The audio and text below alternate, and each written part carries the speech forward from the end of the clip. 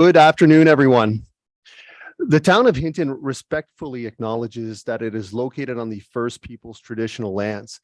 We recognize this traditional territory to show respect and understanding to those who walk this land since time immemorial.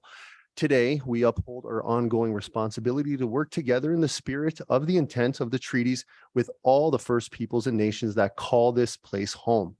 The town expresses gratitude for the opportunity to build a better community on these sacred lands for generations to come. And with that, I'll call this meeting to order at 4:01. Council, any additions or deletions to today's agenda? Seeing none. Administration? Nothing from administration. Thank you, CEO Panasic. Council, I'll entertain a motion. Councilor Race.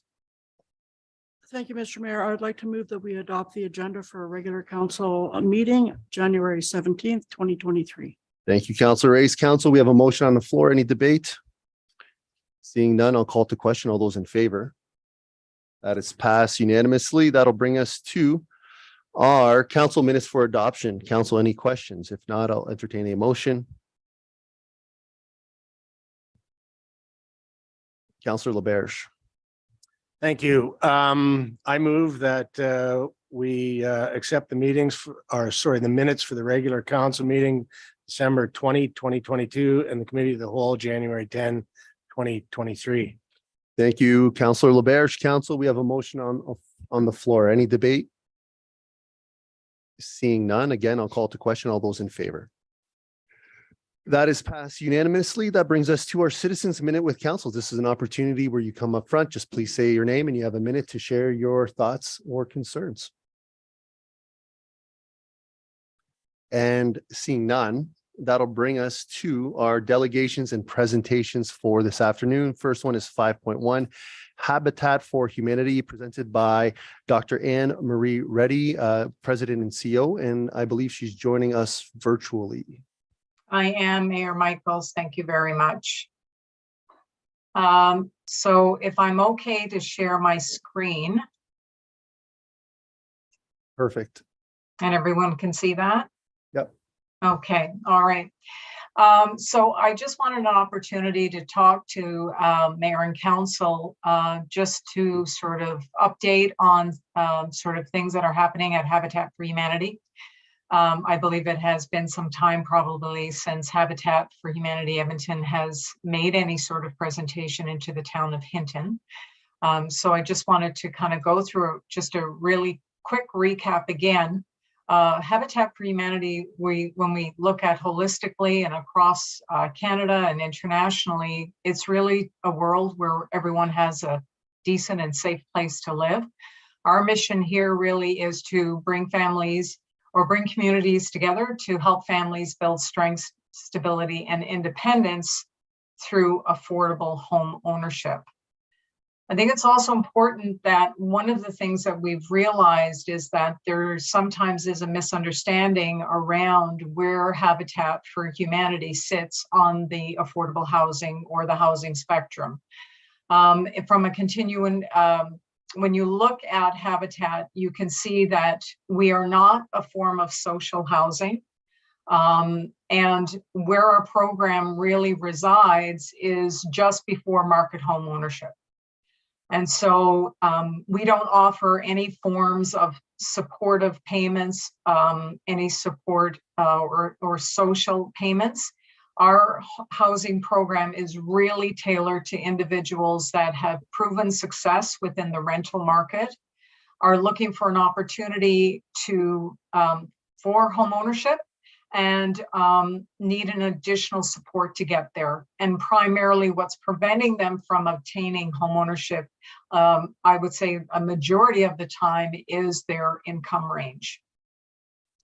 When we look at the families then that we do and individuals that we do serve, there is a minimum income requirement of about $45,000 is where the threshold really sits. We've noticed that with the rising interest rates, what was used to be our sort of minimum of 35, just to try and get an individual to qualify for to actually be able to afford a home and everything that comes with home ownership, we've had to bump the income ranges.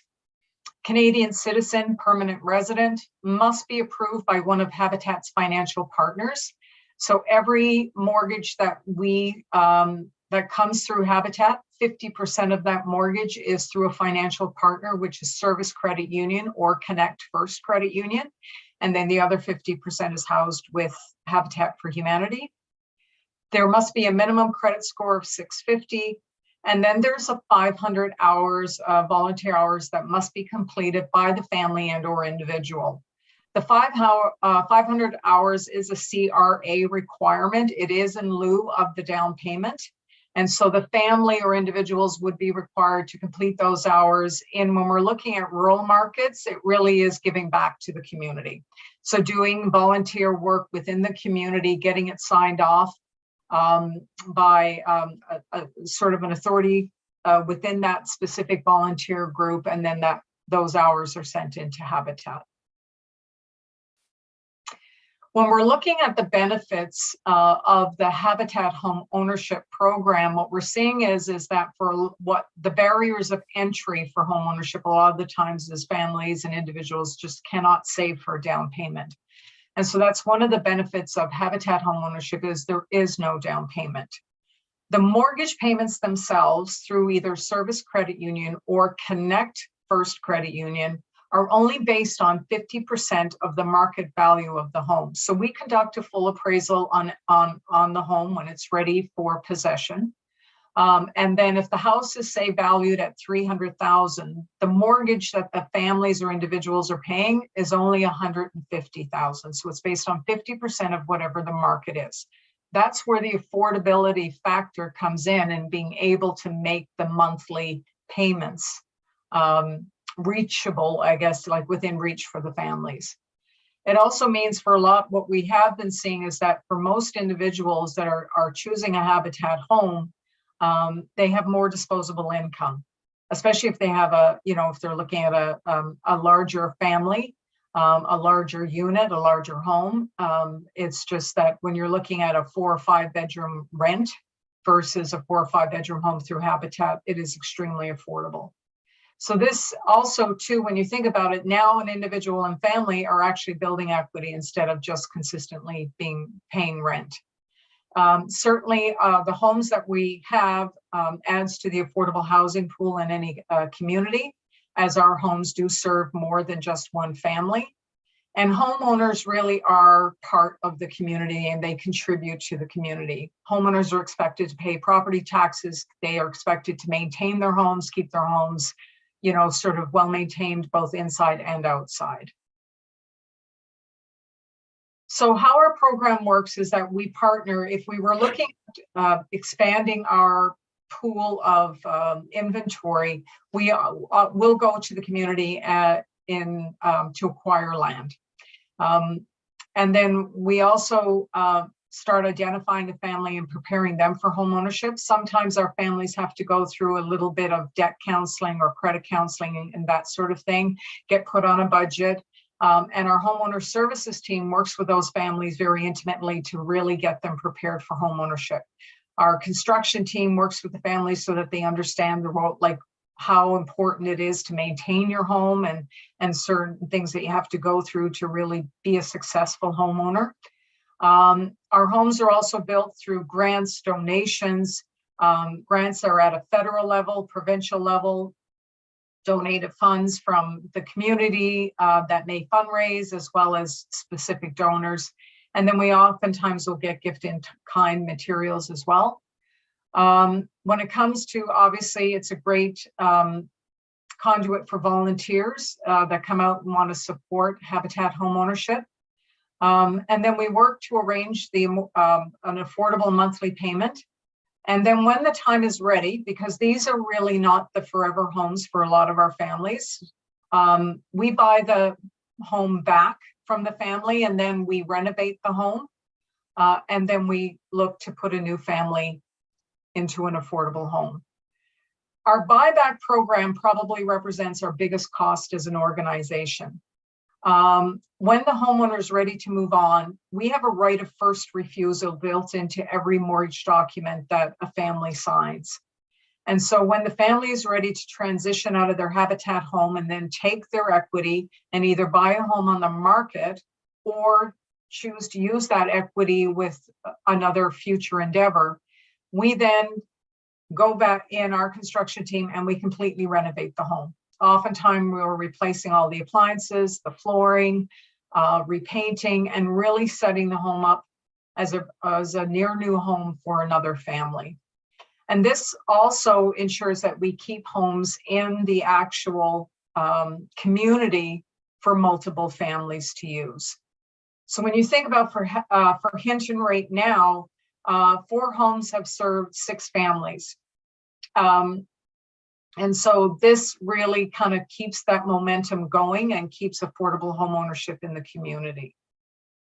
When we think about Edmonton for Northern Alberta, in the communities that we've served, we started a buyback program in 2005, and we were one of the first affiliates in Canada, there's 47, that actually started this buyback process. Out of the 460 sort of units that we currently have in our inventory, we've been able to serve over 829 families. Future looking ahead for this year, these are the communities that we are building in for 2023. And then obviously our buyback program. On average, we have anywhere from 20 to 30 buybacks a year right now. And then this kind of brings us to Hinton and our reason for presenting here today. So the town of Hinton has been a successful partner with Habitat to produce really high quality, affordable homes. So far, the town, what we have in our records, the homeowners have contributed $75,000 to property taxes since 2012. And right now we have a vacant home. We've been challenged with this particular home because this home has now been sitting vacant since August of 2021. And for a home of this size, and we consider it one of our bigger homes, it's costing us roughly $1,000 a month to carry the home. We still have to pay utilities, we're still paying taxes and insurance, and then we have a third-party company that goes out and checks the home on a regular basis. Plus, we've already renovated this home. And so what we're asking is, in terms of part of our ask is that we're asking council to share the story of this home that is currently sitting vacant in your community. In 2021, we did put out a mass, we actually paid for advertising both on radio and in local papers in our rural communities for home vacancies, but we didn't get much uptake on Hinton. I think we had 1 or 2 applications that came through, that was it. And unfortunately, those the individuals that had applied were not even close to being able to afford or qualify to be a homeowner. So I would love to open it up for questions.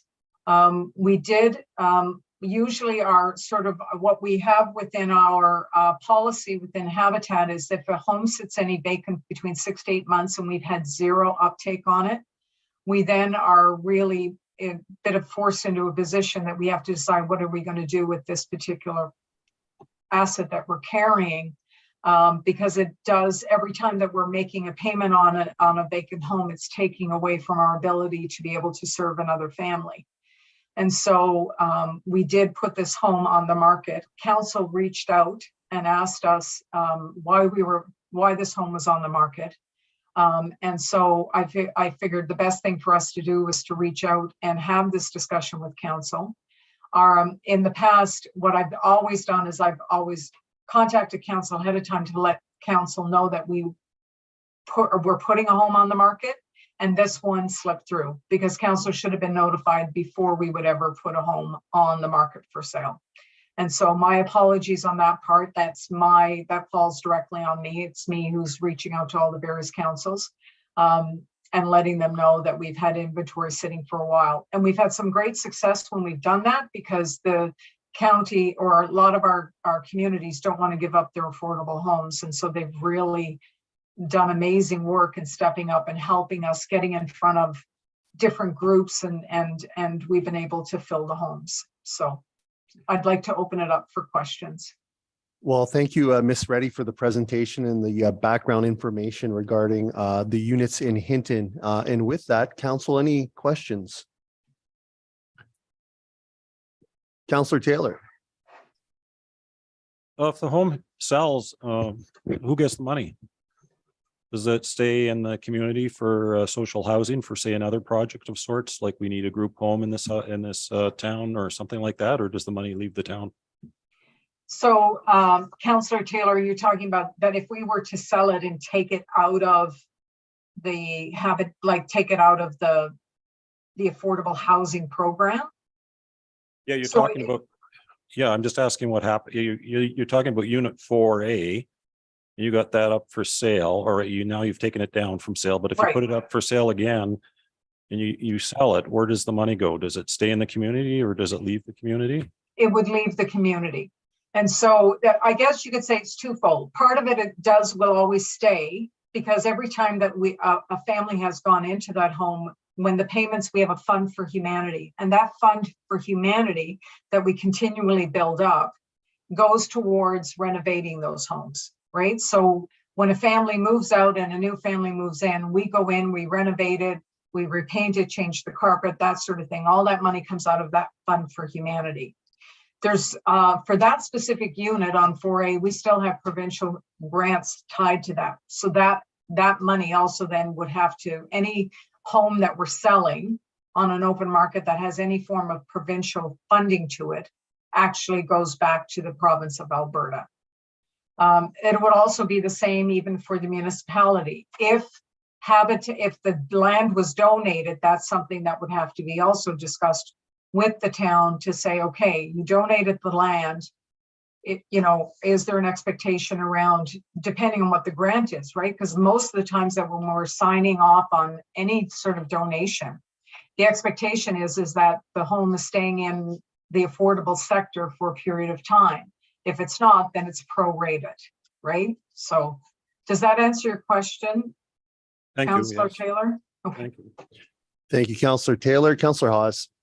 Thank you, Mr. Mayor. So if I understood correctly, it was on the open market, but it no longer is on the open market. Is that what you said? Correct. So, We've taken it off the market. okay. So you said that it's been empty since August of 2021. You typically hang on to them 6 to 8 months. How long are you willing to hang on to it again before the open market? So we got a bit of a time frame with on how to promote this possibility. So how long is Habitat willing to hang on to it? In terms of, we will hang on to it as long as we know that there is engagement and there's a desire by council to really want to support affordable home ownership in the community. And so no different than Edson. When we went to Edson, we had 9 homes that sat vacant for almost a year. And Edson, the town of Edson said, we want and need these homes. We will do what we can. And so we are now down to three homes, right? So, and I mean, that's been over a year of working. And we recognize this is not an overnight. It takes a re-education of the community to let them know that this home is available to be purchased through Habitat. And so it's really about understanding what sort of programs, what sort of events that are going on in your community, trade shows, those types of things that we can get ourselves into and start making a presence again. I think that there's a disconnect, and we have hired now an external person that is, her mandate is to work with communities, work with towns, and help educate again what Habitat is here for, and the impact that it can have in a community when we have all the right sort of engines running and we're all focused on educating around affordable home ownership. Does that answer your question? Absolutely, Council yeah, Moss? and others as well. So that's good to know that we have support from you guys to help us. So thank you. Absolutely. Thank you, Councillor Hawes. Councillor Magoon. Thank you, Mr. Mayor. Yeah, Dr. Reddy, what's the current state of the property? Has it been renovated? Absolutely. Okay, thank you. Thank you, Councillor Magoon. Councillor Race. Thank you, Mr. Mayor. I think you've answered my question, but just to be clear, this house is going to go back on the market for a family that meets the habitat criteria. Absolutely. Awesome. Okay, thank you. Anne Marie, where do we send people? If there's interest in our community, is it as simple as just contacting Habitat online? Absolutely. Mayor, it is, Connie is from our senior, she's our senior manager, right on our website. The home is there, ready for viewing. You can even go in and look at it. We get all the pictures professionally done and put it up on our website, but it's hfh.org, and there's an application process. And once we know that we know when somebody hits our website, which community they're from. So we're able to quickly sort of tag into that and then contact the individuals back. Awesome. Well, I don't see anyone else in the queue. First, thank you for coming today. It's been quite some time, so I'm happy to hear that we can bring a bit of attention to this unit and hopefully fill it up in the short term in our community. So again, on behalf of council, we appreciate what you do collectively throughout the province, but also for reigniting the units in our community. So we look forward to working with you and finding a tenant for this home. Thanks All so right. much. Thank you, Mayor. Thank you, council, for your time. Thank you. Council, that'll bring us to 5.2 amendment to the West Area Structure Plan Bylaw 1117-1 presented by Mr. Peter Yackulic, representing PAR 999.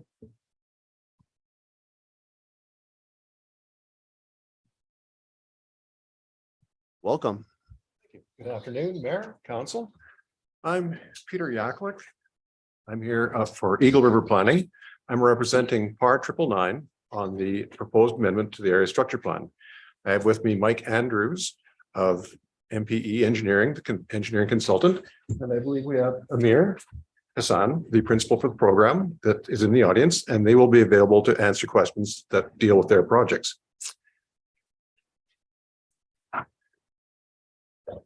So the Hinton West Area Structure Plan was adopted by the town back in 2017. It presents a comprehensive plan and concept for the preparation of outline plans within the plan area, which includes a large part of Hinton's future development land. The ASP shows the general location of land uses, community amenities, and the street network within the plan area on a conceptual basis. More detailed planning, which is done at the outline plan stage, is required after an ASP to address specifics that lead to the actual development. The West ASP covers an area of about 400 hectares or 1,000 acres of land in Hinton. The plan area includes the land shown colored in on that map, which lies west of Rod Road, north of the future highway bypass, and south of the developed area of Hinton. About 40% of the plan area is provided as recreation and open space. There's been minimal development activity in the area since adoption of the plan. The golf course, shown as the SPRK parcel in green, is the only significant existing development in the plan area. The course is operated since 1962 with a major expansion in 1993. The existing area structure plan provides that the initial stage of development would be on and adjacent to the golf course, stage 1 on the map there. This allows for the optimization of existing infrastructure, keeping the footprint of the town small, and getting the best value of existing investment. The ASP proposed that residential development would be on, east, and south of the golf course, with highway commercial development to the southwest. Should have got this fancy little laser pointer, but so we can't get it on the screen. Anyway, I think you're familiar with the golf course and the general mapping. Now, the ASP noted that the adjacent Highway 16 corridor provides an opportunity to develop commercial uses that can leverage their location and act as a transitional land use to residential development. It is anticipated that future commercial development would complement existing commerce and would service the needs of the local residents and beyond. Functionally, the plan is saying that up by the highway, keep it highway commercial to the benefit of the town and the existing businesses. Sometime after that area structure plan was adopted, the town requested expressions of interest for options to enhance and promote the existing 18-hole Hinton Golf Course land by incorporating development options that are sustainable, promote economic opportunities, and thereby raise the profile of the town of Hinton and surrounding area as a destination that promotes the attraction of new businesses, supports tourism, and provide opportunities to attract families to Hinton and eventually call Hinton home. The town put together that proposal to develop on and near the golf course developments to benefit the town at large. Proponents were encouraged to harness the existing 18-hole golf course and available land by incorporating options to promote long-term economic development opportunities and inevitably place Hinton on the national and international circuit. Make the best use of the course to bring benefit to the community. PAR 999 responded with an expression of interest that provided for development of residential and tourist-oriented facilities within the golf course property. This led to more detailed planning and the current proposed amendment. The West ASP notes that major changes with regard to land use, road networks, or any significant aspect of the plan require amendment of the ASP that would include a public hearing. That's the stage that we're at now. We have made proposed changes, which are significant, and we're bringing them to council and the public to get opinion and support, we hope. In order to facilitate development on the course, an amendment to the ASP has been prepared that incorporates the commercial operations in a node adjacent to Highway 16, which is in keeping with the intent of the plan, and a residential function in a node within the course itself. So the current proposal is the development of a residential node within the course and a commercial node on the west boundary at the southwest edge of the course. The amendment allows for development of a portion of the golf course land for commercial and residential use, while retaining the golf course as the principal activity. On the left, we see the current ASP, and on the right, we see the proposed amendment. The commercial node will be accessed directly from Highway 16 with an approach across from Carmichael Lane, converting this to a four-leg intersection. In the long term, an additional site access will be developed at the south with directly across from Woodley Drive. The commercial site will occupy about 4.8 hectares and support about 190,000 square feet of hotel, retail, spa, and conference center space. The residential node will be accessed from a private road connecting with the extension of Keel Drive. This 3-hectare development will support 106 dwelling units in golf course cottages and manor home style staff student residences. Approximately 8 hectares or 20 acres will be taken out of the golf course. Overall, the number of dwelling units in the overall plan area will increase by 103, with a projected population increase of 271 people, or 3.3% over the current projection. The amendment will increase commercial and residential capacity in a readily developed area to support and enhance the sustainability and viability of the golf course. We expect that the development will support increased activity on the golf course as well as local business. The increased commercial opportunities, including the hotel accommodation, will support the golf course, while residential development will provide opportunities for longer-term occupancy in the golf course community. The associated commercial activities include a teaching hotel and present expanded opportunities for the town as a whole. The amendment does not significantly affect other aspects of the ASP. The utilities, the general land uses are all consistent and without major impact. On this chart here, table 3, the areas that are bolded, the numbers that are bolded, show figures that are changed from the original ASP with a bracket, small number behind them showing what the original number is. So for example, we were showing that predominantly recreation to open space area in the plan area was previously 178.5 acres because it included the golf course. And we've reduced that to 170 from the 178. So those are for your interpretation to see how the changes do affect the plan area. Functionally, we are taking 20 acres out of golf course development and turning it into commercial and residential space.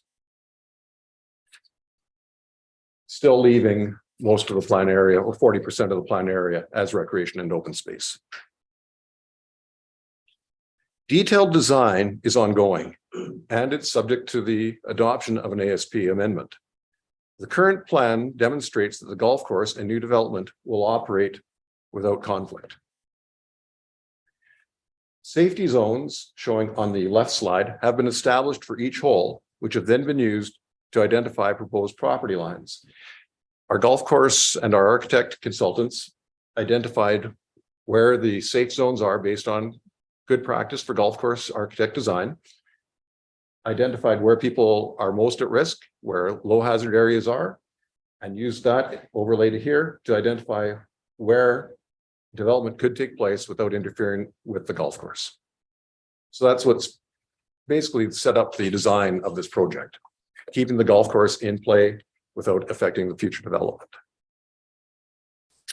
Now, the area structure plan is a very general document.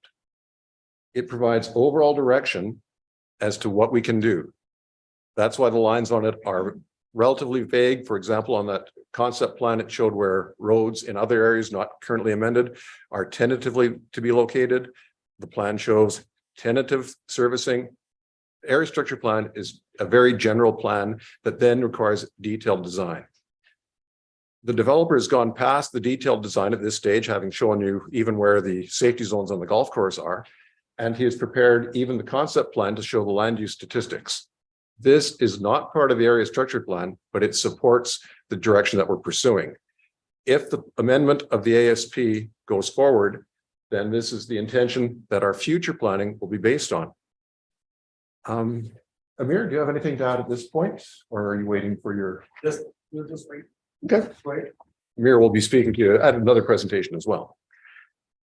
So amendment of the area structure plan is only one of many steps that will take us through this project.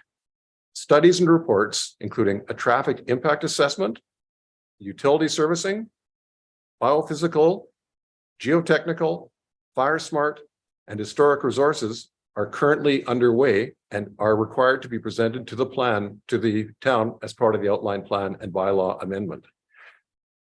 We're taking those underway to keep the project moving. They are underway at the current time. I think we've got drafts of probably half of those plans, and we are moving forward as hoping that we do get the amendment to the ASP. They have not been completed because there may be changes in that ASP that we may have to adapt to incorporate in the planning. Anything that we do from here in will still come back to council and the public for adoption. The outline plan, the municipal development plan, and the land use bylaw amendments all come back to council for adoption and the public for presentation. We believe that the proposed changes to the Hinton West Area Structure Plan should be acceptable to the town, and that we are able to move forward to the next step in this development process. Now, Mr. Andrews is here to answer any technical questions that you may have on servicing, access, or development. And I'm here to answer any questions you may have on the general planning of the project. Well, thank you, gentlemen, for the presentation. And with that, council, any questions? Councillor Hawes. Yeah, I think just to clarify, because I know there was in the beginning possibly moving some holes, but golf holes, but what we're seeing in front of us now is no movement of any golf holes. Golf green will stay the same in the town of Hinton. It's just working within those boundaries is what I see, and to clarify for the community. There will be one hole that will no longer be in play. However, the course has 19 holes. So removal of that hole for the commercial development will be taken, that use will be taken up by the new hole that's there. So it still will be an 18-hole golf course. Thank you. Thank you, Councillor Haas. Councillor Taylor. My question was related. What will, if any, be the disruption to the golfing during the construction season? So that's a very good question that we can absolutely incorporate into the design and the tendering process as we get closer to that stages.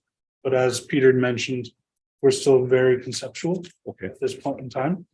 But once we get more into that, some additional effort will be put into making sure there are barriers in place so that the public, the highway, and everyone is kept safe throughout construction. Well, I'm talking about like the actual golf during the construction phase. That still going to continue on 9 holes on the back 9? Or do you know yet? Right now, that's our understanding, is that It will, the 18 holes that the golf course will have will be operating. even during construction. Okay, thank you very much. Thank you. Thank you, Councillor Taylor. Hypothetically, if this decision were to be delayed a few weeks, what does that do to your timeline? Amir, can you answer that question? Sure, yes. If you could please come forward, Amir. Thank you so much. We are planning to award our detailed architectural contract in just about a week from now. And if there is an approval that is pending, then naturally that will also impact, because it all ties up to the DSP. And consequently, we are going to be delaying the construction phase, as we are hoping start in the August, end of August, early September. So it's all tied up backwards. So now on, it's all milestone approach. I'm hoping that there wouldn't be any delay, but in case if there is, we will accommodate. Okay, perfect. Thank you. Council, any further questions?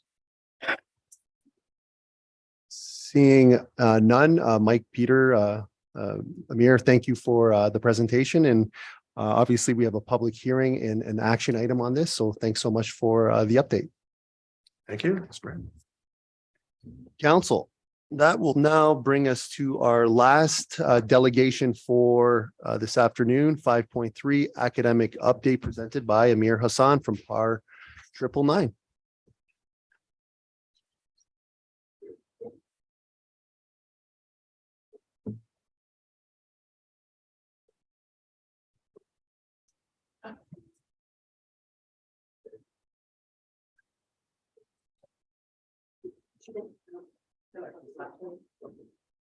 Oh, it's fine.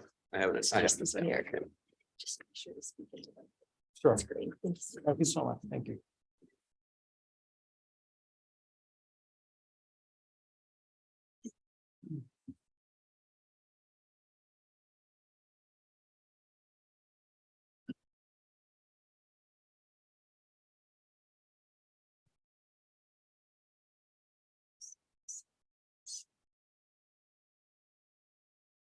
Thank you so much.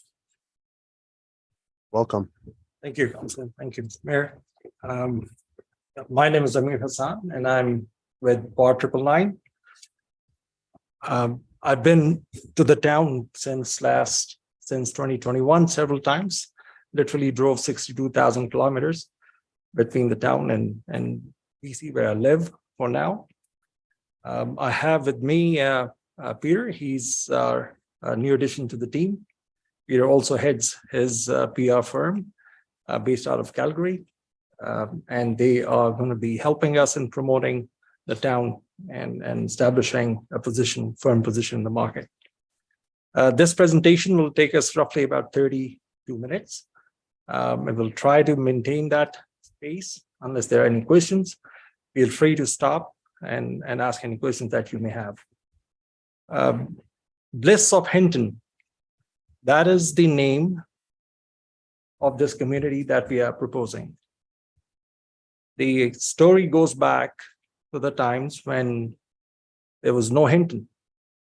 It was merely the last terminal stop by Canadian National Railway. And that stop or terminal station was hosted by somebody who was based out of here, receiving all the travelers coming down and then getting off the carriages and taking the horses over to the log roads and getting into the mountains. The hospitality started from there. And today we have 28 hotels and roughly about 1,800 rooms in this town. But yet we are still living under the shadows of some bigger communities, namely Jasper, Canmore, Banff, and still are trying to get to a certain level of recognition as the town of hospitality. So in our board meetings, we deliberated on certain names. How do we trademark? How do we proceed further? And we realized that Bliss of Hinton is the right name that will be globally marketed. My name, as I've mentioned, is Amir, and there are two more people who are logged in, actually. You possibly cannot see them. One is Dr. Walter Jameson. Dr. Walter Jameson is a professor emeritus from University of Calgary, currently with University of Ryerson. And he is the chief academic officer eventually, right now based out of Toronto. He is going to be an independently operating division of Part 999 under CHSR. CHSR stands for Center for Hospitality Studies and Research. He'll be taking us through the journey of how we are establishing and how far are we onto this project. Another addition, actually, that I should have mentioned here is this is her first day, Veronica. You cannot see her as well. She is a CPHR certified hospitality HR capital, human resource capital development professional, formerly with Fairmont and some bigger names like Harrison Hot Springs Resort as a regional director of HR. She is currently in Hawaii, but she is logged in and she'll be supporting us for the graduate placement across the industry and coordinating with the 28 hotels and other businesses in town to assess their HR needs and to attract more talent into the town. Bliss of Hinton has two components, as you can see on your screen. One is the Bliss Hotels and Resorts, and the other one is CHSR, which stands for the Center for Hospitality Studies and Research. The word research is of significance to us.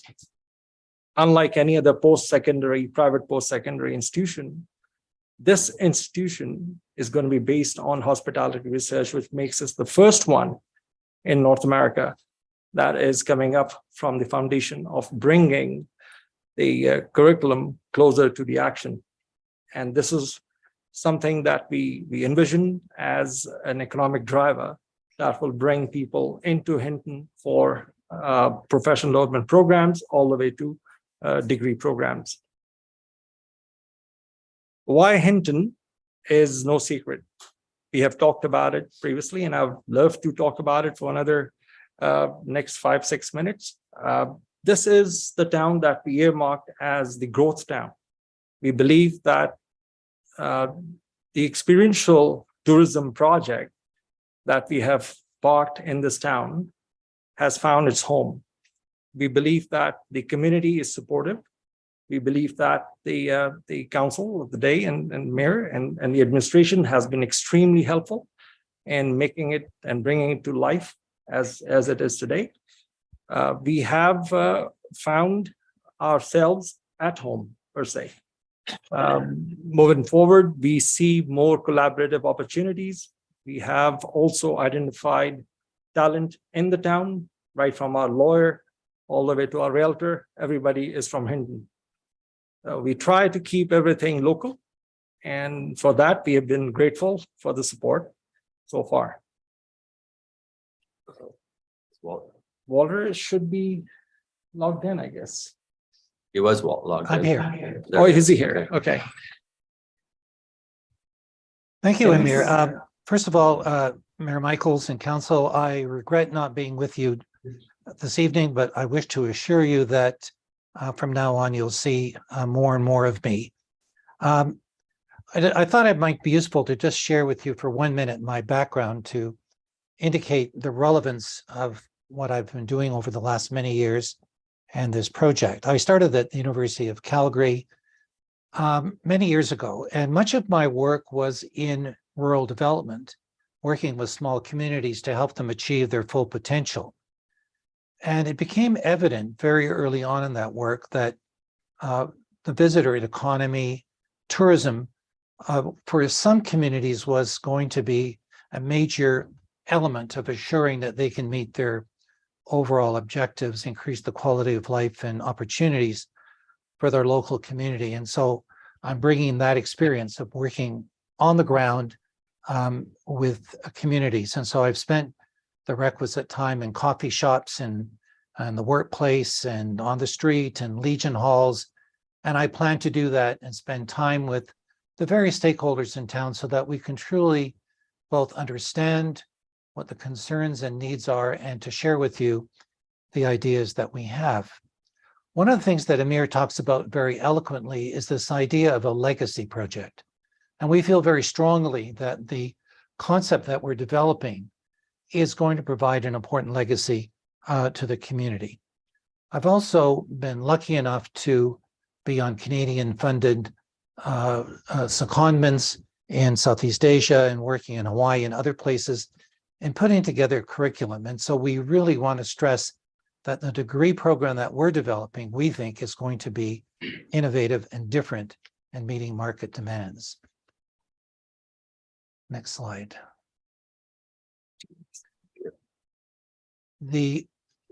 Our starting point was really beginning to understand the challenge facing the hotel industry and small towns. And so one of the things that we've done is, and I won't read all of this off the slide, but to say that tourism communities across the world and in North America and Canada are facing a labor crunch. There's a real concern in the future of where the workers are going to come from. What kind of an environment are we going to be creating for those workers within the hospitality industry? So part of the challenge that we have is trying to understand the future demographics and workforce development needs, and how do we create the right kind of environment for the industry? How do we ensure that what we're turning out as graduates meet the industry demands? And so we'll spend a lot of time working with the industry in our engagement process. And as Amir talked about very briefly, is the need to carry out research that will allow us to make valuable contributions. And so without getting into a full discussion of our research program, one of the first things that we're going to be looking at is seasonality. And how can we deal with the huge impact that seasonality has, especially on smaller communities? And so we plan to be doing applied, user-friendly research and helping us to understand that and share it with the industry, share it with our program. Next slide.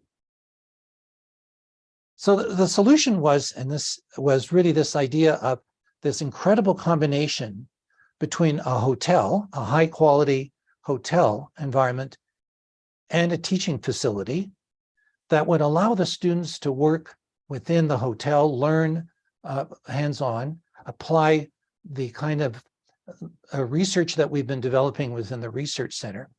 But we also like to say that the guests themselves will become part of that process.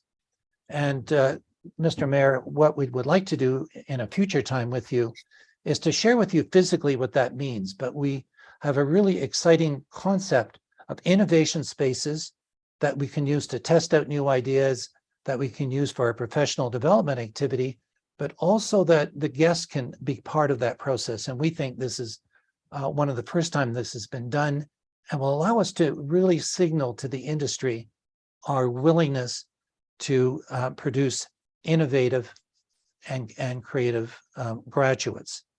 We're going to, of course, work in partnership with leading edge organizations, and Amir will talk a little bit more about that in the future, but also that the whole teaching process that we'll be using will be one that stresses a new way of learning that is gaining recognition and will allow us to say that our graduates are unique within the hospitality landscape. Next slide. Three major components to the center: the undergraduate program, which we will talk more about in the future, our research and outreach. Outreach is really important because we see ourselves as part of the community. And so we want to reach out to the community in the surrounding area to say, how can we help you in being more successful? And then, as Amir talked about, professional development, which will bring new people to the community, and of course, the associated economic benefits. Next slide. The Bliss Hotel is going to be unique in a number of ways. So it's going to be the teaching and innovation and creativity dimensions of it. But the attempt here also is going to be to create an affordable luxury destination. What does that look like? How does it meet new market demands? How do we staff and how do we present that? What kind of experiences can we develop that are unique within the Hinton environment? And so we see both pieces working effectively together, and the hotel, of course, being an important partner, as Amir was talking about, with the other aspects of the hospitality industry in Hinton. Next slide. We're all concerned, obviously, about how this will affect the community. And we are very conscious of the fact that we want to ensure that whatever we do is going to be positive, that Hinton in the years to come will be a better place because of what we're doing. We'll offer more opportunities, and I'll say more about that. So we've looked at your strategic plan, Mr. Mayor. We've looked at the economic development strategy, and we've looked at a number of Alberta studies, but in particular, Alberta 2030, which talks about building new skills. And we're aligning what we're doing very carefully with what the province has identified with priorities. Next slide. We've identified really 5 impacts.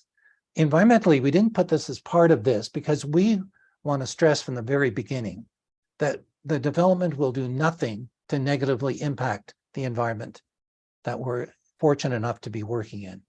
And so every sustainable, responsible criteria, internationally accepted, will be an important part of our ethos, of our approach to doing this. Next slide. But what we wanted to do is to identify 4 different sort of impacts.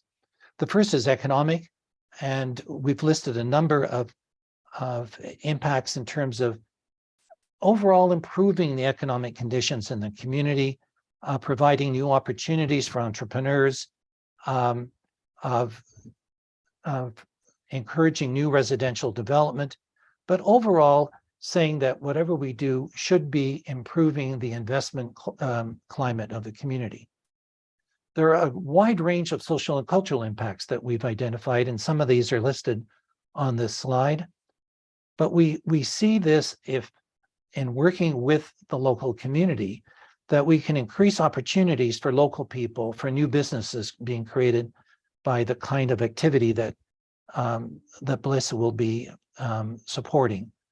Our experience has shown that as tourism increases and its position within the larger tourism landscape improves, that pride within the community grows with it. And we think that's an important impact of what's going on. We want to make sure that local kids can stay in the community and get the kind of education they need and work within the community. And we see that as an important dimension of what we're doing. And we want to share the center with the community. And so we will be looking at offering free upgrading courses, awareness courses for the community in our center to make sure that people in the community have full advantage of the work we're doing. We see it, of course, improving the destination ability to compete in the landscape. We feel that we can help working with the DMO as well as others in telling a really interesting story that this town in Alberta chose to support and a facility that wants to train leading edge graduates, at the same time to push ahead an agenda of increased understanding of hospitality and demonstrating this through the community. And so we think that's a really important dimension. And of course, the tourism stakeholders will be essential in doing this. And finally, this is contributing to the wider, if you want to, Alberta agenda, that we see that the kind of work we do will help to build a center of excellence in training and hospitality, look at innovation, because that'll be an integral part of what we're doing, and that over time will be seen as a destination for professional development training. Next slide. You're all aware, and you've been dealing with this for many years, is that we understand the direct impacts, but one of the things we're quite conscious of, and Amir already has started to address this in his earlier remarks, is that we want to make sure that whatever we do improves the ability of local goods, of local businesses to be an integral part of our success. And so part of what we'll be looking at in terms of indicators, assuming you agree with that, is how have we been contributing to other enterprises which may not be directly related to tourism. Next slide. So our tasks are really obviously working together. This is not us on our own, but with all the stakeholders, is how can we take this investment that Amir's group is putting into place to make sure that we're doing the best possible. We recognize there'll be negative impacts, and we need to work very hard at minimizing those. And so one of our first research tasks, Mr. Mayor, is that what we will be doing, working with you and your members of your council and other stakeholders, is identifying indicators. What factors do we think will have the most impact on the community? And then measuring those. How well are we doing? And publicly doing this so that we're sharing with the community that we're achieving the kind of goals and objectives that we set forward by using indicators that we all can agree on. And so this is really an innovation that we're openly saying we want to work along with you to make sure that we're doing the right thing. And so we'll be instituting that very quickly. And the last point I was just going to make is that we wanted to start thinking very carefully about what are issues. And Amir and I are convinced that seasonality is something we need to think about carefully. How can we better understand the seasonality challenges that are faced in many communities? And how can we help through our research and outreach to deal with that issue? And we could say a lot more about that in the future. Thank you. Thank you, Mr. Jameson. I have someone in queue, Councillor Race. Thank you, Mr. Mayor. Before we continue, I wanted to go back to page 47 of 76 under project impact. I might be the only one here who does not know what support for the GIG economy stands for. Okay, sorry, and I should have made, Councillor, I should have said, the gig economy is the fact that people don't have real jobs anymore. And so they might be doing 4 or 5 things. So you might have a small business, you might be working in a local store, and you're developing software. And we see Hinton as a really good place to do that. Incredible quality of life, access to an incredible cultural and natural environment. And we see ourselves being able to support that from a tourism perspective. Thank you. Did that answer your question, Councillor? Yes, thank you very much. Thank you, Councillor Race. Mr. Jameson, thank you for that background information. My question, trying to piece everything together, is the connection of EHL and who's the conduit? Is there a letter of confirmation? What is that process or that connection with EHL providing those services here for this project? Mr. Mayor, can I just, that's going to be addressed a little bit later in our presentation by Amir, if that's all right. Can we deal with it at that point? Yeah, absolutely. No, not okay, a problem. thank you. And there's no one in queue, so the floor is still yours.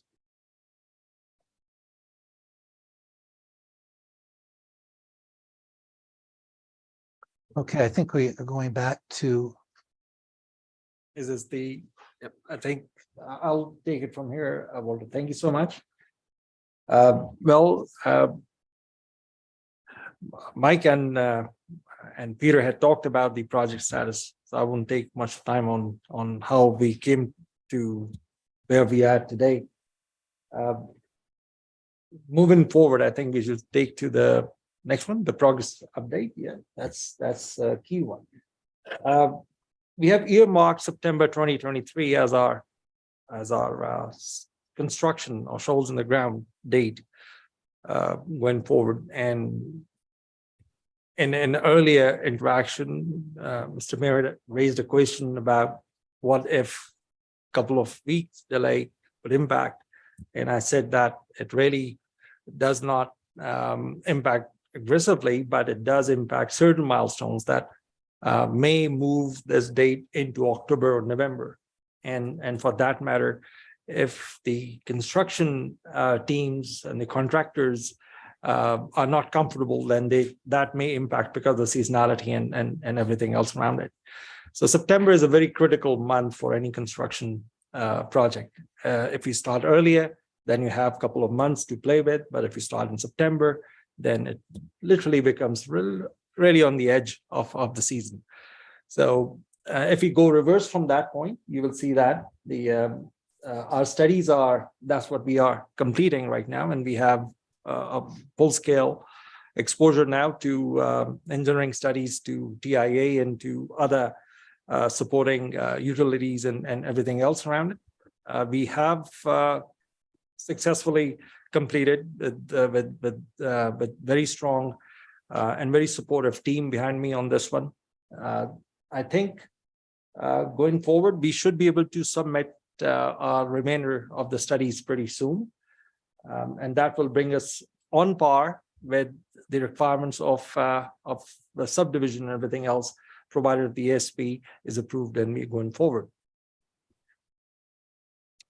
A little bit on CHSR and why CHSR, or Center for Hospitality Studies, is coming back again and again, because the Bliss as a hotel, in my own personal experience over 30 years and over 165 hotels that I've opened in my career, the hotel opening and the process are very regimental, very much of a well-orchestrated kind of a process. So that's not really a difficult task. But creating an academic institution, and to Mr. Mayor's point, I would like to bring EHL, which is the next slide, but into this conversation, so you will have the answer without further delay. CHSR, I'll draw your attention onto what Alberta went through just back in June 2022. The moratorium that was enforced, we were the last ones who got in. CHSR, I think, was the second last or the third last institution that application was accepted. And after that, the door was shut right behind us.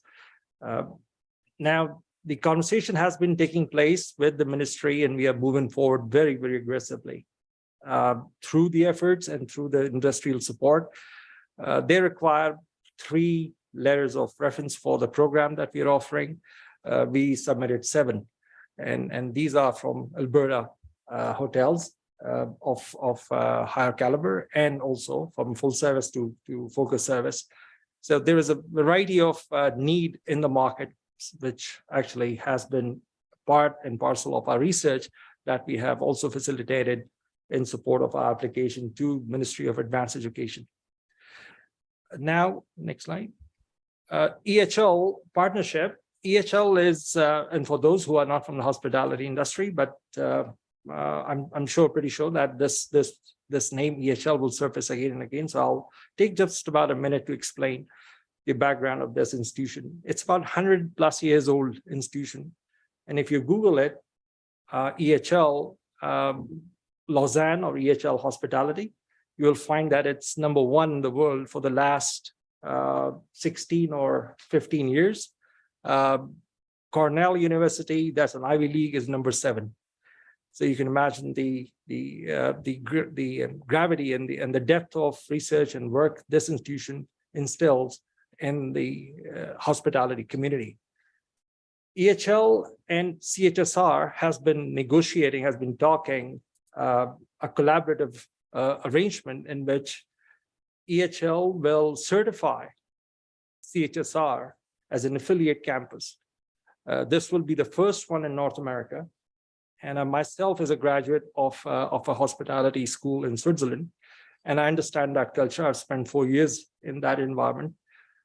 So it was rather easier to bring in some sort of a track record back into space. This conversation ended just about 2 weeks ago when we successfully signed our agreement, firm agreement going forward with EHL. We're expecting the delegation to arrive somewhere around in April. After I have done the paperwork, I've handed over the file to Walter, and he's going to be heading that relationship from CHSR and building that bridge to bring them here for a gap analysis, for a business case study. And then we'll roll out the entire milestone package through which about 16 months later, we will see that we will have EHL campus insignia outside CHSR, along with the CHSR as well. This will be the first affiliate campus that is allowed to put EHL on its facade, actually.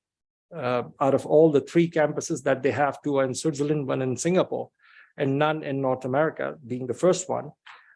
It took us a while and explained to them that how we're going to work, unlike any other private post-secondary institution. This one is based on research. So they were convinced enough that allowing us to use their branding as a affiliate campus, sharing the 126 country marketing vehicle that they have in place for a number of years, bringing Hinton right on the radar as a campus to go to. This is a very, very big, significant achievement actually for CHSR at very early stages of its inception. One last thing is that we are planning to, as soon as the accreditation by ministry is done, we are planning to start using our own building, 247 Pembina Avenue, to refit it again. We have completed the renovation on the ground floor. We'll be spending another $340,000 or $400,000 to renovate the second and the third floor, and then start CHSR PDP, professional development programs, in that facility. So this is while the construction is going on, we will start marketing CHSR and Town of Hinton globally through EHL at that time. And EHL will come in as a marketing partner, not through HR, but as a marketing partner.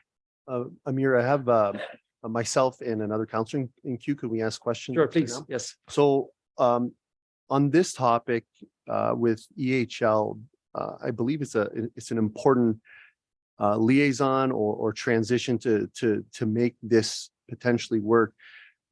The EHL partnership is with the service with CHSR advisory service part, not necessarily so with the actual academic or diploma received won't be by EHL, it'll be by CHSR. That's correct.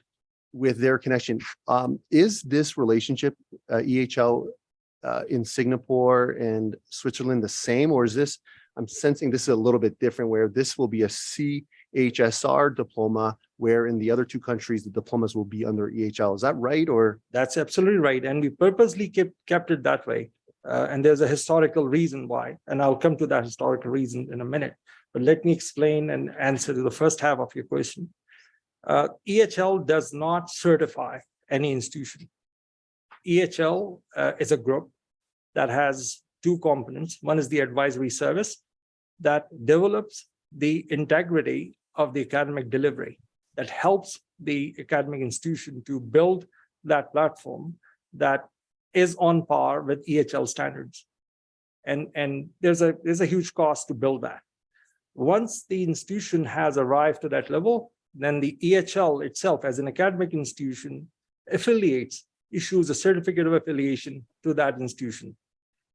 Now, why CHSR would still build and develop and deliver its own undergraduate degree that Walter has mentioned? We have had this experience here where GPRC has delivered their own educational programs, and the time came when Hinton did not have any post-secondary institution. brick and mortar.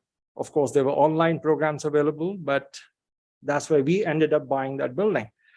And I would like to draw your attention back over to a few months, I would say close to a year back, when we had received some interest from a very, very high level, very significant public post-secondary institution from Alberta to have to form a collaboration. And for the same reason that we do not want to see Hinton having an institution coming in and then wrapping up and leaving for that purpose. And we wanted something of Hinton's own that Hinton would own and basically will grow and prosper within the community. So this is an organically developed concept. It must remain like that in order to have a significant benefit to the community in the next 5 to 10 years. It is not in collaboration with anyone else. It has its own degree, it has its own identity, but yet it is recognized by the world's best institution. Thank you. Councillor Magoo? Really, and I apologize, it's not directly a question. That is actually answered probably what was the outstanding concern that I've consistently heard from the community in the notion surrounding the project. And I think that connection to EHL, that was an important missing step for me. So thank you. Thank you, Councillor Magoo. I do have a follow-up, and this is, to me, the hardest part is on page 52, the institutional approval application. So that's at the government of Alberta. But it's to my understanding, and this is the challenge, and I'm trying to work the timelines out, that there's a moratorium currently that does not allow accreditations or these types of certification to allow education or post-secondary education to happen. What if the government of Alberta doesn't approve your application, which they're not even looking at right now because they're waiting until, I forget what the date is. I think it's the end of 2023. What does that do with the timeline, and how confident are you about getting approval from the province to teach here? Moratorium is about receiving new applicants, and the applicants who are already in the process, they are locked into a certain timeline, which is similar to what it was before the moratorium. So it's not impacting whoever's within that frame. And we happen to be in that frame. Today, we have been assigned a compliance manager, which means that we have been assigned a file number. The compliance manager is almost on a monthly communication exchange of documents and all that basis with us. I think the initial review, which is the pre-screening review, which is the first stage, will end of January. The application review, which is the post pre-screening review, will begin early February. And hopefully by end of May, if there's no significant backlog, we should be able to receive the initial approval that does not allow us to enroll international students, but it does allow us to start enrolling local domestic students, but without the student aid grants or loans. Then from that point, it takes about 12 months, up to 12 months. Doesn't mean really 12 months, could be 9 months, to receive a designated learning institute status, which means international students and the domestic students are entitled for student grants and loans, whereas the international students can also be recruited globally, and there's a designation number that is awarded and is registered with the CIC as well. So that takes about roughly from today, it will take about roughly about a year before we could say that we have the approval for international students. But coming back to your point, the delay may only be if there is paperwork shortage, means that if they come up with a new policy and they ask us to submit. For example, there was a requirement which was part of the application phase, but they rolled it back into the pre-application phase to submit the college policies on admission, on refund, and all the tactical matters. So we built those overnight, literally, and then submitted. So we are communicating almost on within 48 hours basis. And I think the team behind me is pretty strong. They are very much aligned with the compliance manager. And he's happy with our investment into this program. He's aware of the campus that we purchased, and he knows that this is a real college. It's not per se in books. So that's the comfort level they have. Okay, I appreciate that, that background information. Good. Council, seeing none, continue on. Right, thank you. Now, looking at the future, this is a 5-phase and 7-facility project. We are trying to connect the dots based on what should come in, and that's actually that also connects with your initial question for Councilor Taylor's question about the golfing experience being impacted. And this is one reason why we want to build that way.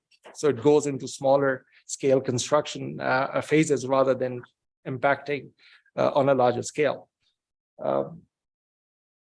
Bliss Hotel and teaching block, we are hoping it to be completed by 16th month to 17th month, depending on when do we start, but what season it is. With the current timeline, it should be about 16 months. Golf cottages and student housing, these two, we are still struggling whether student housing should come earlier because we understand the shortage of housing in the community. And we are pushing very hard to have it detached and then built first. Conference center and retail village, again, these two are hand in hand together. Conference center is a separate building, but yet it is part of the whole package. So building a conference center without having a retail village doesn't make commercial sense, as the participants would want to shop around naturally. So there is an important element. Service hotel, or I call it IoT, Internet of Things hotel. It's an ultra modern, electronically connected. You could check in from your iPhone to your cell phone to anything. All those things would go into this hotel. This is our 160 room development. And the reason why it is of significance, not because it's a hotel, but also because it's purely managed by the students. The graduates and the undergraduates in the 3rd year and the 4th year would run this hotel. Then comes the amphitheater, which is no different than you have seen in good locations. And I'm hoping to have kind of a Woodstock, if I can, one day, into this amphitheater to attract some traffic into the space.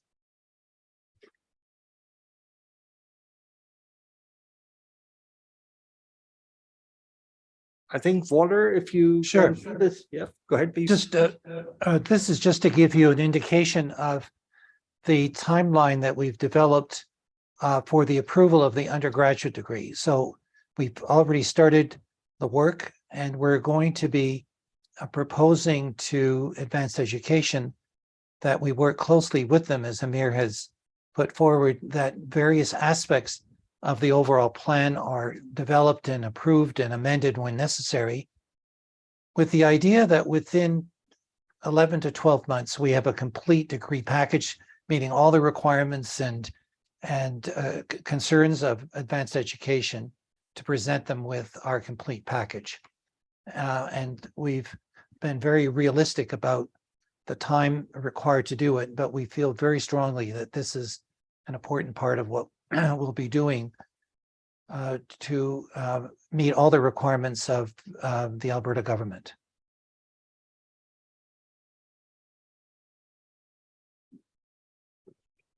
Yes. Actually, if you take the screen back to the last one, just one thing that I would like to mention.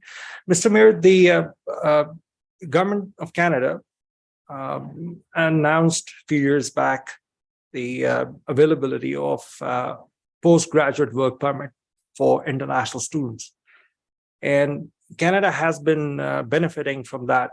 And the turnaround and over last year numbers is over $13 billion generated from international students. And they typically spend about, according to University of Regina's study, $1,800 a month per student into the community. We see that possibility coming into Hinton's own CHSR through this program. the undergraduate degree programs usually are allowed, the graduates are allowed to have postgraduate work permit. And that basically gives us the power to, without any further collaboration with any other public post-secondary institution, to have the international students being allowed to work for up to 3 years into the community. I would like to stress on this part that for international students to attract them, one magnet is the postgraduate work permit. And if a program offers that, that means that the students would be greatly interested, and we remain competitive with the other destinations in Canada. Councillor LaBerge. So best case scenario, I guess you'd be taking students in summer of 2024. How many? Like, what are we talking about from a student base here? And because housing is important, how many of them are you going to be able to house on the campus? We have two different plans. One, for the first plan, is that building an 80 unit, which means 160 students facility. We are designed to have about 200 students per batch in the current facility. That's the campus. If we add our satellite campus, that's 247 Pembina, into the equation, we double it up to 400 students. The accommodation is going to be an important point, a challenge, but basically an opportunity to look into. On campus, accommodation will be anywhere from season to season, and I'll explain in a minute. In off season, the students will be occupying the hotel, and the off season, it will run as commercially. So we have about 287 hotel rooms on site, plus another 160 beds in the student housing. So that's the total accommodation on the within the campus area through the off season or winter season. Student housing will remain for student housing for year-round basis. Now, in summer, the students usually disperse to other facilities, let's say working for Holiday Inn or other hotels. And through our HR, Human Resource Development Center, headed by Veronica, we will have the contracts with them to send our students out. This means that the space will be empty, will be available for commercial activity, and that further adds up to the economic benefit. As Walter had mentioned, that the seasonality has been the main focal point for our research, and that's where we have built this entire student-centric economic pattern, a cycle through which they arrive on a certain month and they depart in a certain month, and then the commercial guests take over. This whole cycle is pretty much in line with how the international students graduate, when do they graduate, and all that.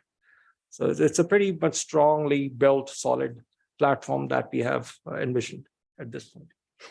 Thank you, Councillor LaBerge. And no one else in queue. Yes. Yes. Great. Good evening. My name is Peter Pilarski. So I'm president with a company called CIPR Communications. I run with my wife, Christina, out of Calgary. So CIPR Communications is a marketing, communications, and stakeholder engagement firm. And we have a specialization in tourism specifically. So we work with tourism operators, hotels, and destination marketing organizations, really across Western Canada, really strongly in British Columbia, Alberta. We also work with a number of tourism destinations, Indigenous tourism destinations, and have a pretty strong track record overall in the tourism industry. So we've been brought on by Amir and his team here to certainly help in terms of stakeholder engagement. And we have pretty robust plans. Both my wife and I come from a government of Alberta background. My wife used to work for the Minister of Tourism. I used to work for a guy named Doug Griffiths. I don't know if you guys know him. He used to be the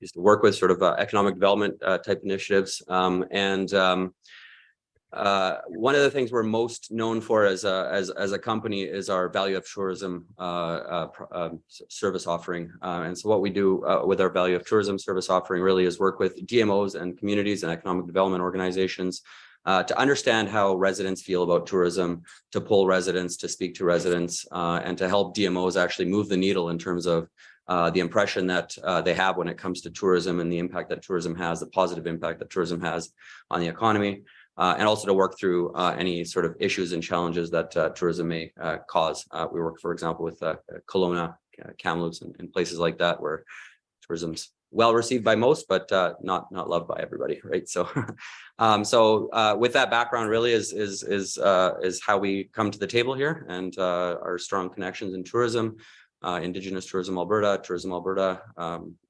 those types of organizations, as well as the government of Alberta. We're going to be sort of working on the stakeholder engagement piece, starting with my introduction to you today. So, thank you. Welcome. Oh, I think Veronica, Yes, you? yes, I'm right here. Good afternoon, everyone. So thanks for having me here. And so as Amir had mentioned, I have quite a background in hotels, and I worked for about 2 decades directly in a hotel. And the majority of that time I was located in Alberta. So I've opened several properties, and my most famous guest was actually the Queen of England during her provincial visit for the centennial, to celebrate the centennial. And it was quite a time for sure. So, and I apologize if you hear background music. My air conditioning decided to quit today, so I have all the windows open here. No sympathy from us. I know. So my job most recently was to reach out to my industry contacts, which I have quite a few, but in Alberta, and to ask them to evaluate the curriculum and just to gather some feedback on the programs that are being developed and about the school. And of course, I've received extremely positive feedback.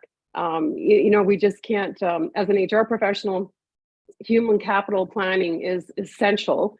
And so I've gotten some very strong positive feedback and very strong yeses to, sending students and bringing students on, as hiring them, bringing them in for internships and that sort of thing. Mostly they're excited just for the new way of teaching. So this integrated model is something very different. A lot of folks have just never even heard of it before. So they're just extremely excited, mostly because they believe, that it's going to really speed up the onboarding process. It's going to give the students a different type of confidence because they're going to have real life experiences, real life problem solving skills that they're going to bring to their hotels immediately.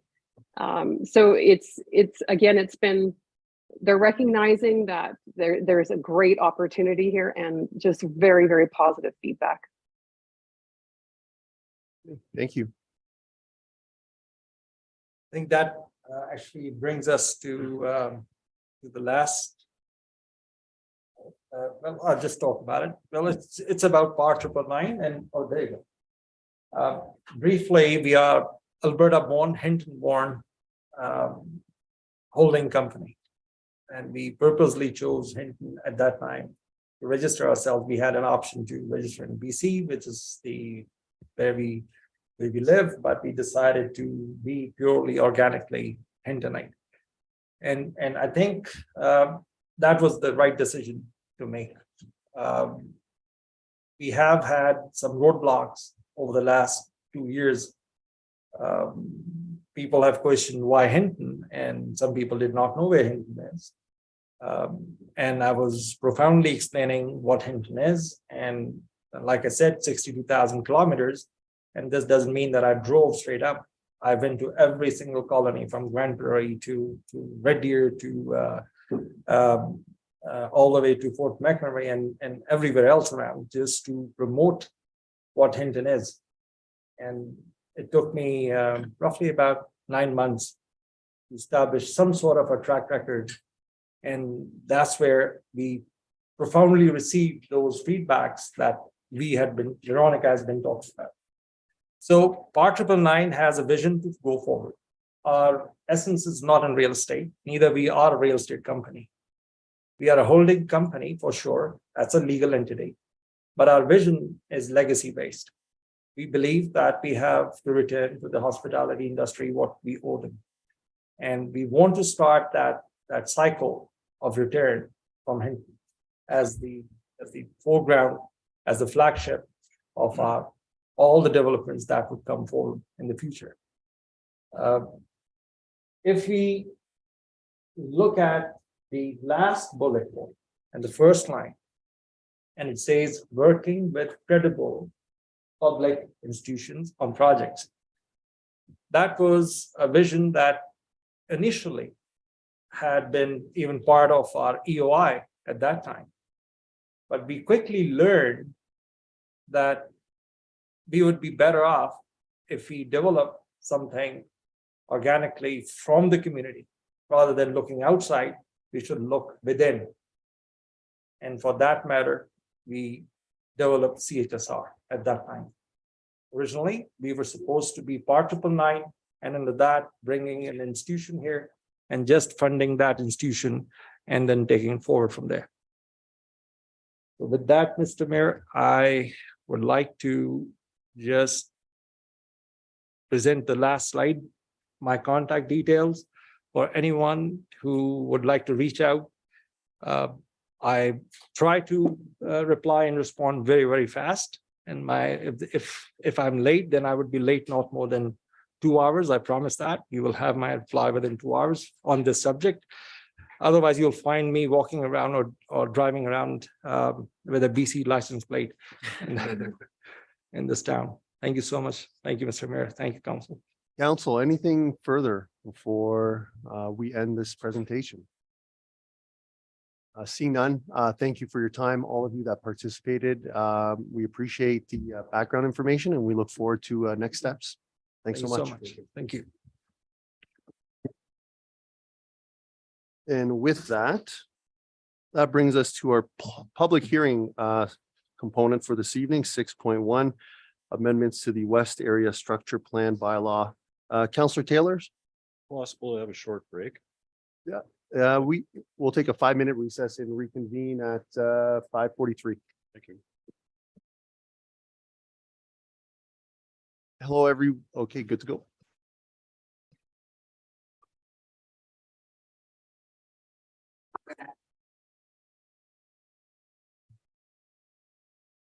Hello, everyone. I'd like to reconvene this meeting at 5:44. And this brings us to section 6.1 for this evening. Amendments to the West Area Structure Plan bylaw 1117, the public hearing. The following public hearing is held pursuant to section 692 of the Municipal Government Act, being chapter M26 RSA 2000 and amendments thereto. The following rules of conduct will be followed during this public hearing. Presentations should be brief and to the point. The order of the presentation shall be entry of written submissions, those supporting the bylaw, those opposing the bylaw, and any other persons deemed to be affected by the bylaw. Council may ask questions of the speakers after each presentation for clarification purposes. There will be no debating the bylaw. However, questions to the councillors or other parties will be accepted through the chair. And with that, I hereby declare the public hearing related to a bylaw now open. Administration. The purpose of the proposed bylaw number 1117-1 is to amend the West Area Structure Plan to make revisions to Table 3 projected development statistics and Figure 5 development concept, as shown on Attachment 1. The first reading was given to bylaw 1117-1 on December 6, 2022. Notice of the public hearing was advertised consecutively in the Hinton Voice newspaper on December 15th, 22nd, 2022, and 22nd, 2022, as well as advertised on the Town of Hinton website, Civic Send, and Facebook. Thank you. Are there any late written submissions related to bylaw 1117-1? No, there are not. Thank you. Thank you, administration. Is there anyone present who wishes to speak in favor of bylaw 1088-18? Okay, that was the typo of 1117-1. Is there anyone present who wishes to speak in opposition of bylaw 1117-1? Is there anyone present who is deemed to be affected by bylaw 1117-1 and wishes to speak?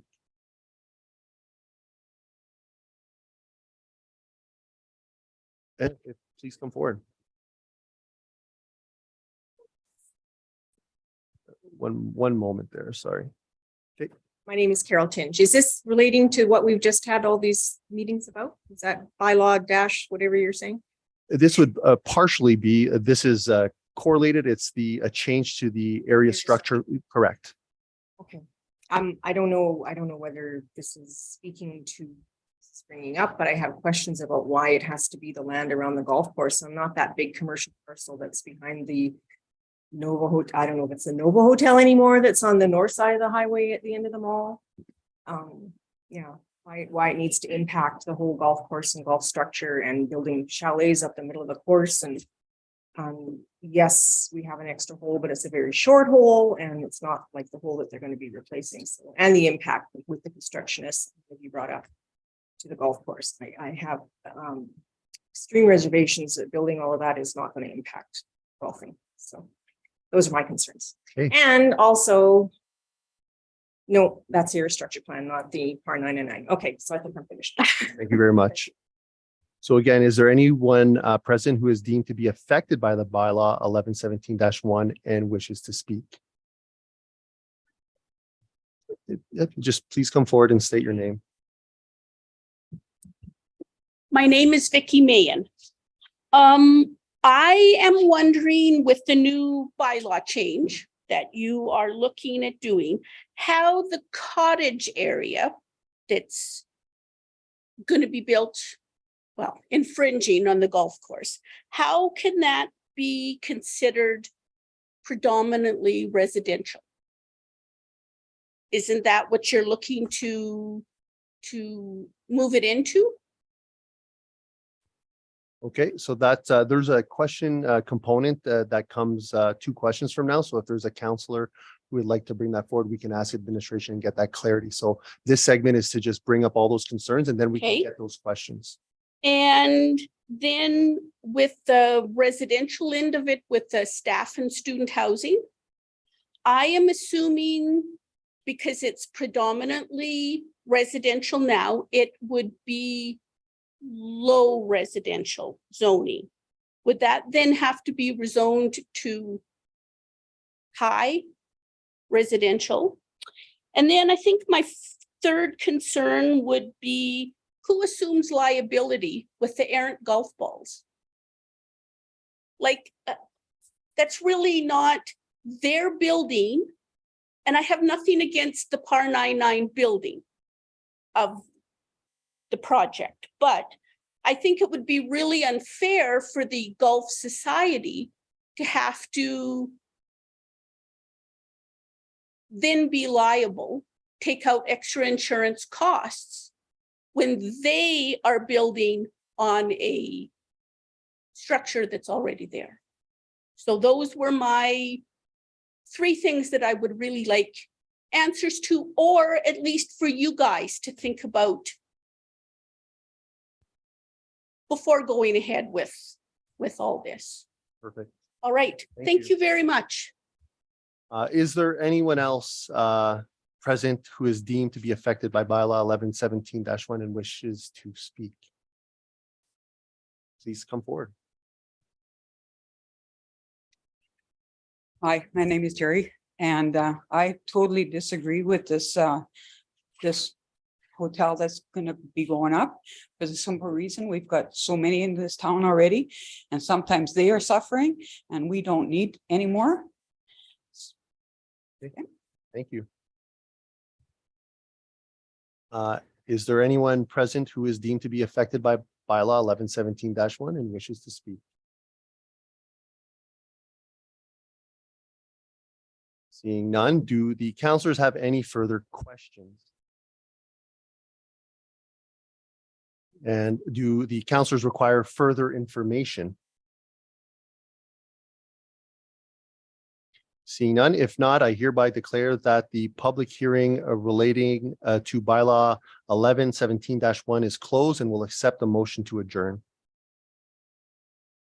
Councillor Haas. Move to adjourn the public hearing, please. Motion is on the floor to adjourn. All those in favor? That is passed unanimously. that'll bring us to our action items for this evening. And the first one is related to the public hearing, amendments to the West Area Structure Plan, Bylaw 1117-1, second and third reading, administration. Thank you, Mayor, members of council. I will turn this over to Ms. Walker, our senior planner, to walk council through. Thank you, Mayor and Council. Yes, this evening administration is looking for second and third reading of the West Area Structure Plan with regards to Table 3 and as well as Figure 5 to amend them to accommodate the development that the developer is proposing. And with that, I will leave it at that. We're just looking for second, third reading. Perfect. Thank you. Thank you, administration. Council. Any questions, directions? Councilor Magoon. Thank you, Mr. Mayor.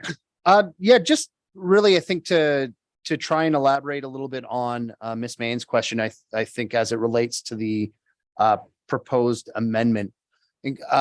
Ms. Walker, if you could just clarify, is that when a change is made to the area structure plan, potentially later on down the road, any development that's done that becomes residential and potentially subdivided, whatever, those developments will then become, I mean, they're privately liable for their own houses and that sort of thing. And that would be correct, right? This is not really a concern as it relates to the area amendment. Correct. There will be other amendments to come forward as well with the rezoning of these areas. First, we need to establish the boundary lines through subdivision. And then with the concept plan you've seen, there's going to be the multi-use development, including residential and tourism and commercial. So those will have to be amended with regards to the use and type of use for those areas. Now, just to let everyone know that we will be looking to do 2 new districts for this area because it is kind of unique, and they are proposing some different uses that our current land use bylaw doesn't support. And so again, though, through that land use bylaw amendment, which will become down the road, there will also be the opportunity for public engagement because we will have to advertise, circulate to the adjacent neighbors as well as have the public hearing as well. So there will be that opportunity to see a more detailed plan. But right now, like I said, this is conceptual. They still need to work on their outline plan, which is more detailed plan, and their subdivision. They also need to do amendments to our other statutory documents as well, which is our municipal development plan and land use bylaw. So there are some more steps that we will be able to have public engagement. Thank you, Mr. Mayor. Thank you, Councilor Magoon. Councilor Taylor. My question is to administration.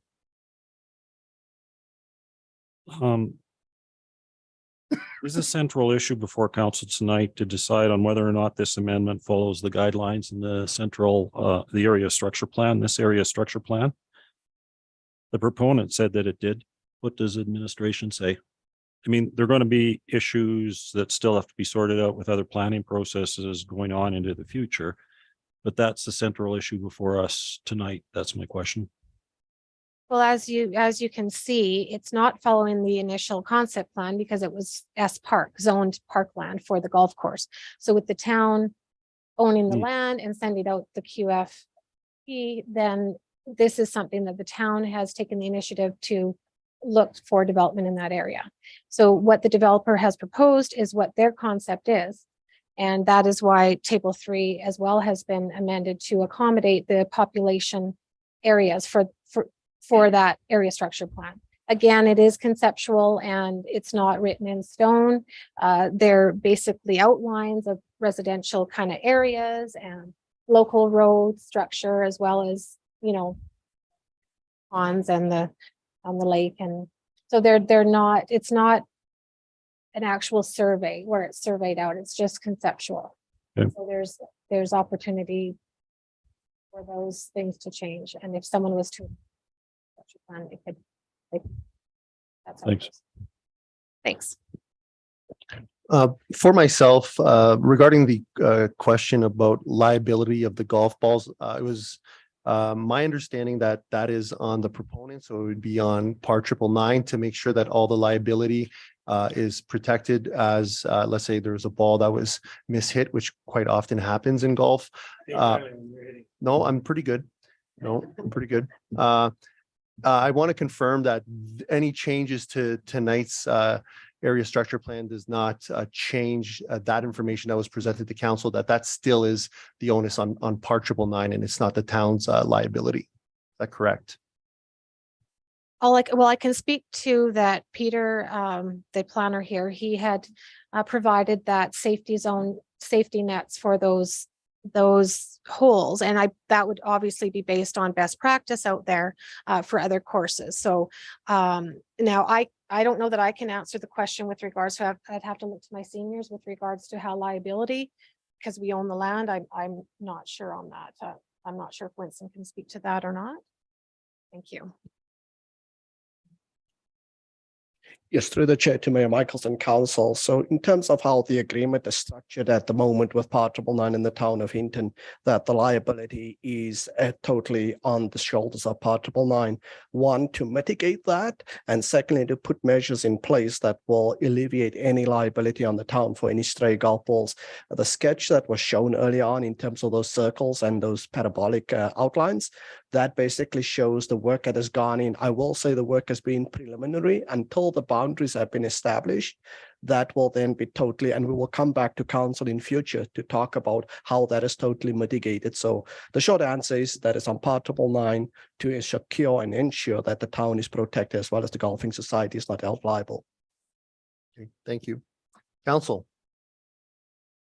I have one other question. I just want to clarify, because there was a lot of perhaps interpretations of what this evening's potential second and third reading would do, but no construction can be done without further public hearings on the specific rezoning. That this is simply to align a high-level document to potentially then allow future rezonings, where then we could look at what is requested and say, is it lower density, higher density? I want to confirm that is the essence, that no construction could go forward after today's potential a reading of second and third. Yes, thank you, Mayor, through to council. That is correct. As I said before, there are other planning documents that will need to be amended that will provide that opportunity for us to look at the uses and the type of uses that will be proposed here. And there will be opportunity for public engagement at that time as well.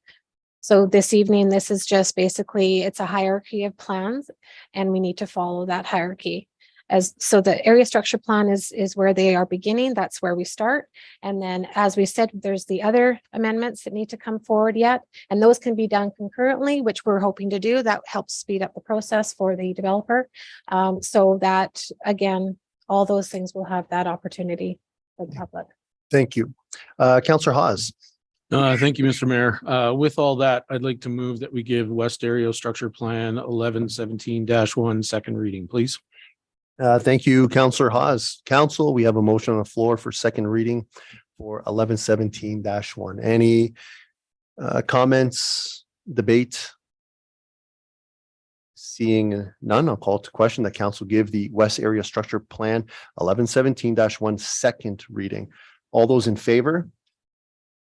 That is passed unanimously. Council, what would we like to do with this tonight? Any appetite for third reading, or are we moving forward? Councillor Taylor. I would like to put forward the motion that council give the West Area Structure Plan third reading. Thank you, Councillor Taylor. Council, we have third reading on the floor. I have Councillor Hawes. Thank you, Mr. Mayor. I'll be in support of this. This is a beginning part of a long stage to come, but this is the first part to get the rest of it going. Working with all the other amendments and everything and the other opportunities for public engagement. So I'll be supporting the third reading. Thank you. Thank you, Councillor Hawes. Councillor Taylor. Yeah, I think this development's important to the town.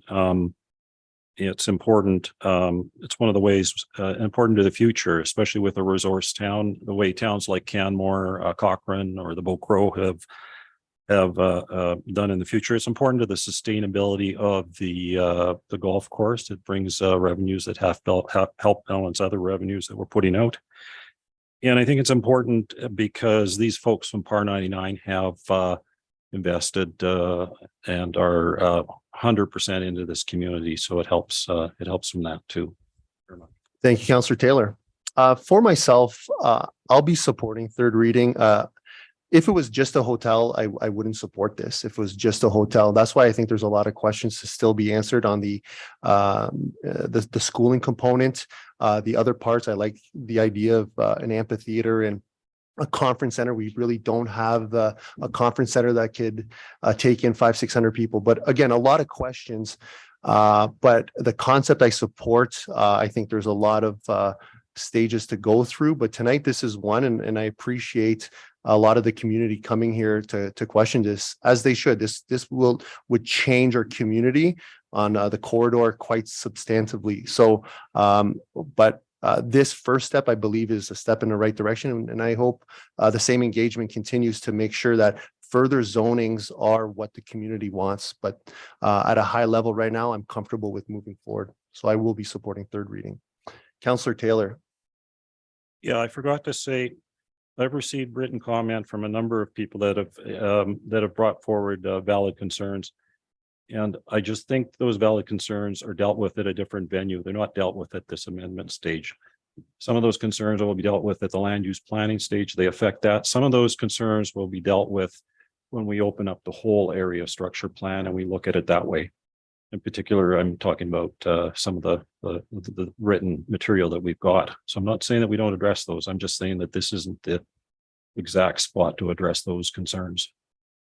Thank you, Councillor Taylor. I have Councillor Magoon. Thank you, Mr. Mayor. One of the areas I think that was a bit of a yield sign for me was finding out more information on the future of the educational component. That had been very clearly communicated to me from a number of citizens in the community. You know, I think rightfully there were questions about, you know, if we're going to have an educational facility coming, you know, where's the accreditation coming from? You know, what's their background? What's their history? That sort of thing. And tonight, I think there were some very good answers to questions that had been long-standing for myself, and I appreciate that they were brought forward. And so to that end, I am willing to support the direction that's on the floor. Thank you. Thank you, Councillor Magoon. Council, any further comments or debate before I call third reading to question? Seeing none, a call to question that council give the West Area Structure Plan 1117-1 third reading. Council, all those in favor? That is passed unanimously. Council, anything further this evening for 7.1? Mayor, if I could, just in response to one of the questions that were received on hole 19, the replacement of any hole shall be constructed to a similar size and configuration as the hole it's replacing. So this is very much in conceptual design right now, but anything or the hole that we are taking out, we will be working with Par 999 to have a similar hole in the configuration as size built. Okay, thank you for that. Council, last opportunity. Anything else for 7.1?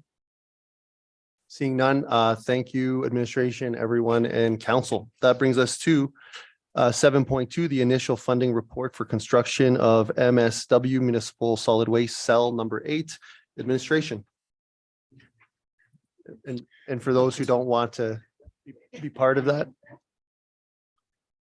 although it is very interesting. We're talking about expanding the dump, you guys.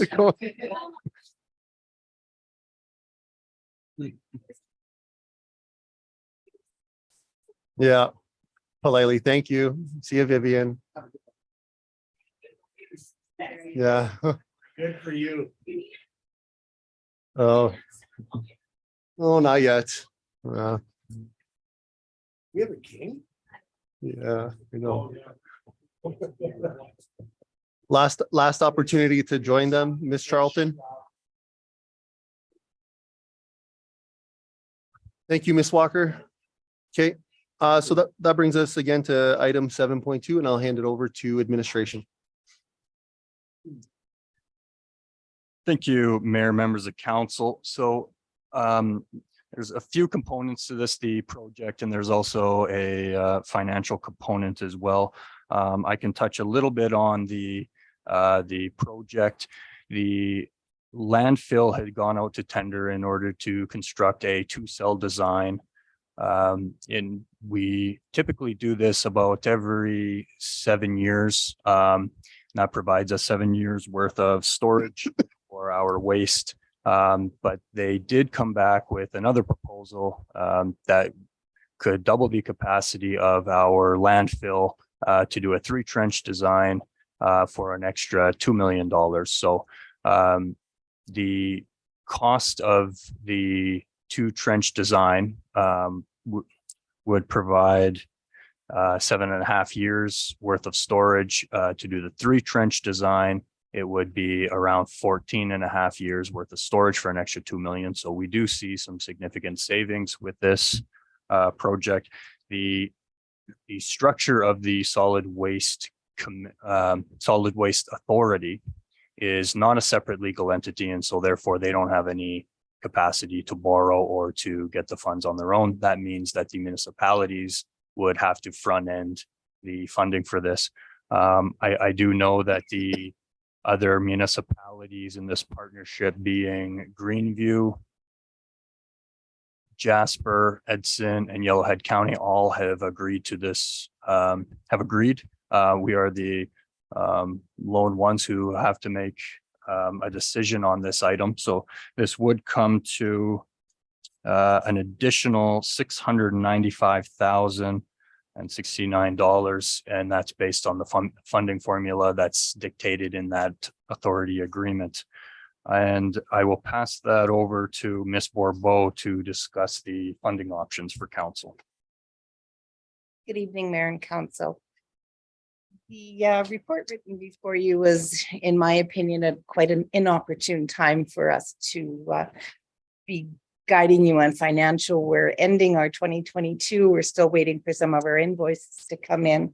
So the report kind of transitions between 2021 and what we know in our financial statements and what I'm projecting, or our department is projecting, where we're going to end up for 2022. So I wanted to provide you with some borrowing costs and the timeline for the loan being 3 or 5 years. Those were just chosen at random for less than $1 million. I really wasn't thinking of wanting to do very much of a long-term debenture. So I gave you the cost examples at 3 and 5 years. Alternatively, we are going to be looking at being very, very aggressive with funding a lot of our projects and new acquisitions through our MSI and other grant funding allocations during the year. We have received confirmation that a purchase of a piece of equipment last year did apply for and qualify for funding. So we will be repaid through MSI allocations for the sweeper that was purchased in late 2021.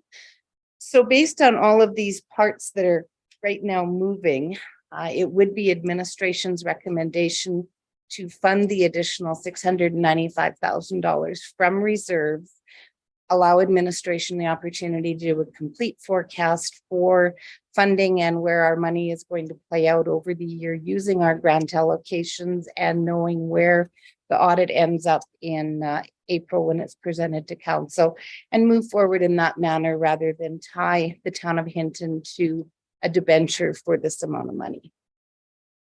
And with that, I'll take any questions. Thank you, Ms. Bourbeau. Councillor Magoon. Thank you, Mr. Mayor. I'd like to move that administration, or pardon me, that council approves funding the additional monies required on the 3-year sell option from reserves. And you know what? It's pretty straightforward. I'll just leave it at that. Thank you, Councillor Magoon. Council, we have a motion on the floor. I have Councillor LaBerge. So these funds, thank you. These funds are available. What reserve is it coming out of? I know there was some sort of confusion on that the first time that question was asked.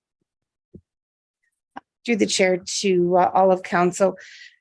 So one of the tasks that has been given to my department over the year is to come up with a reserve policy and really put some understanding for council for these reserves.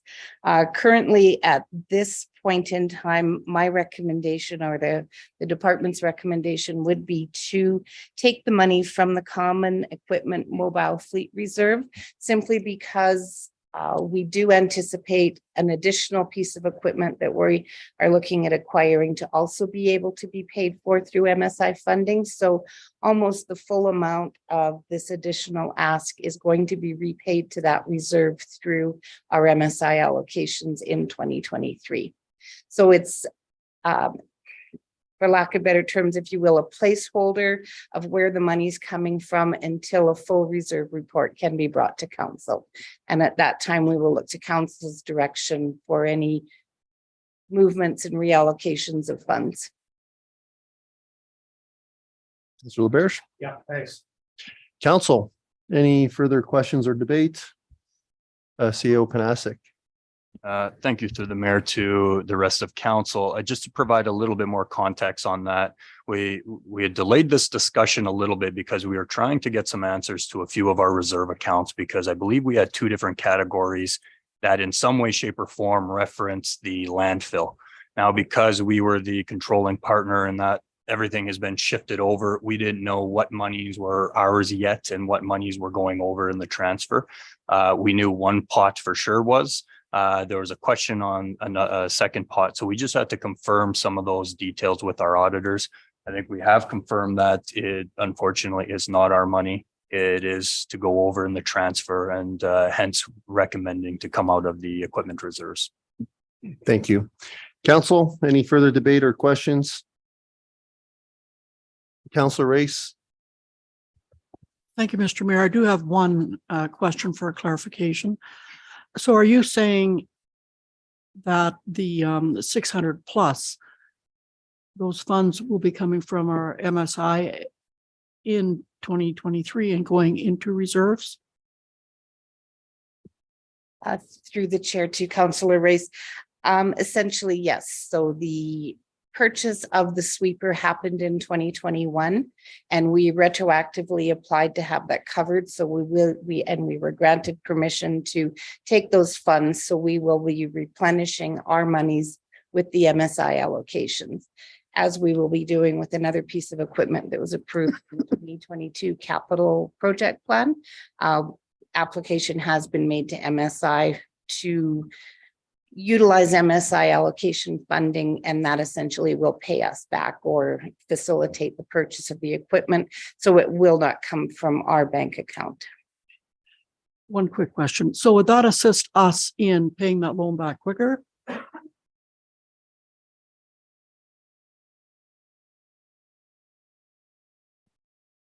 Mayor, if I could qualify, I'm not certain which loan you're referring to. Just to clarify, Councillor Race, the motion on the floor is for no loan. It would be straight from reserves. Okay, Yeah, excellent. that's the excellent. option. Okay, thank you very much. Council, any further debate, questions before I call this to question? Seeing none, call to question that council approved funding the additional monies required on the 3-year sell option from reserves. Council, all those in favor? That is passed unanimously. Council, anything else for 7.2? Seeing none, thank you, administration and council. That brings us to 7.3. Northern and Regional Economic Development Application Letters of Support. Administration. Thank you, Mayor. I will turn this over to Ms. Juke. Thank you, CAO Panasic, and through the mayor to the rest of council. This item is to return the matter of council support for grant applications to the Northern Regional Economic Development, or NRED program.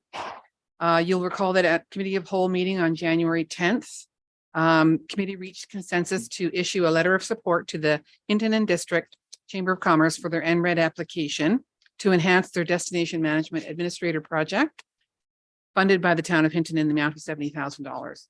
Chamber will leverage that funding to gain additional funding from NRED if they're successful to enhance some features of that program, which is exciting.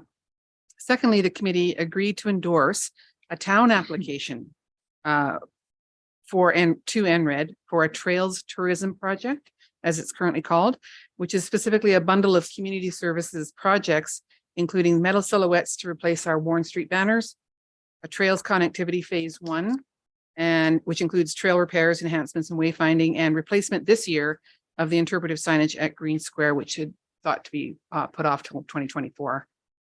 Both draft letters of support are attached to the RFD, and administration is recommending council approve both as presented in 2 separate motions. Thank you. Any questions? Thank you, Ms. Duke. Council, any questions or direction? Councilor LaBerge. Thank you. I would like to move that administration, that council endorses a letter of support for the town's NRED grant application for the Trails Tourism Project as presented. I think we talked about this a lot the last time, and I think that's that. Thank you, Councilor LaBerge. Council, we have a motion on the floor. Any questions or debate? Seeing none, I'll call to question that council endorses a letter of support for the town's NRED grant application for the Trails Tourism Project as presented. Council, all those in favor? That is passed unanimously. Council, any appetite for Councilor Stashik? Thank you, Mayor Michaels. I'd like to move that council issues a letter of support as requested by the Hinton and District Chamber of Commerce in an email dated January 10th, 2023 for their NRED grant application as presented. Thank you, Councilor Stashik. I have a motion on the floor. Councilor LaBerge. Question for administration. I know that one of the things in this application is to replace the sign in front of the on Green Square. But I don't think it was delayed because of money. I think it was delayed because we were talking about coming up with our new sign structure policy, where that was going to go. And, I think people had some concerns about logs. So how specific is this grant? And how ready, I guess, is administration to move forward on being able to provide that signage, the rules as it relates to signage? I don't believe this is pertaining to the motion on the floor. That would be part of the previous motion that had already been done. If I could. But I think that replacement of the sign is part of this project. Is that not correct? Mayor Michaels, through the rest of committee or council, the first motion that has been made is to endorse the town's application for the Trails Tourism Project, which included the Green Square sign replacement. My confusion. Thank you. Thank you, administration and council. Council, any further questions or comments? Seeing none, I'll call to question that council issue a letter of support as requested by the Hinton and District Chamber of Commerce in an email dated January 10th, 2023 for their NRED grant application as presented. Council, all those in favor? That is passed unanimously. Council, anything further for 7.3? Seeing none, sorry, CEO Panasic. Sorry, through the mayor, if it's appropriate at this time, I could answer the question that was put forth by Councilor LaBarge. We did talk about that in the fact that we did not want to replace anything until new community aesthetic standards were passed. So we had that discussion. We believe that given the timelines of the grant, they're usually we believe that if we were successful, we could have these community aesthetics passed before we ever started the construction of the sign. And in the application phase, we don't have to get that specific on exactly what we're going to use. So we felt comfortable being able to get that done. Thank you for that, CEO Panasic. Council, one last chance. Anything else for 7.3? Seeing none, I thank you, Ms. Jukin, administration. That brings us to our last action item, special council meeting, January 24th, 2023, CEO Panasic. Thank you, Mayor, members of council. So for the January 24th meeting, we are requesting a special, and that's in regards to the Beaver Boardwalk ramp project. We will be having a tender opening My infrastructure team has left me. We'll be having a tender opening on that project.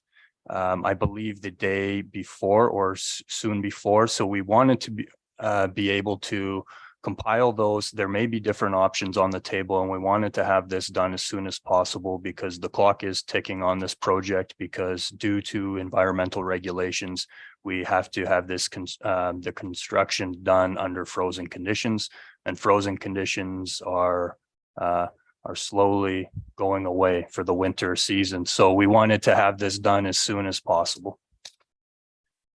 Thank you, CEO Panasic. Councillor Haas. Thank you, Mr. Mayor. I'd like to move that we proceed with the special meeting of council for January 24th, 2023. And if I may ask just a quick clarifying question. Yeah, that'll be in conjunction, then we'll have a committee of the whole following that. Is that correct? Yes, that's correct. We'll still have our regularly scheduled committee meeting. Thank you. Thank you, Councillor Haas. Council, we have a direction on the floor. Any debate, questions?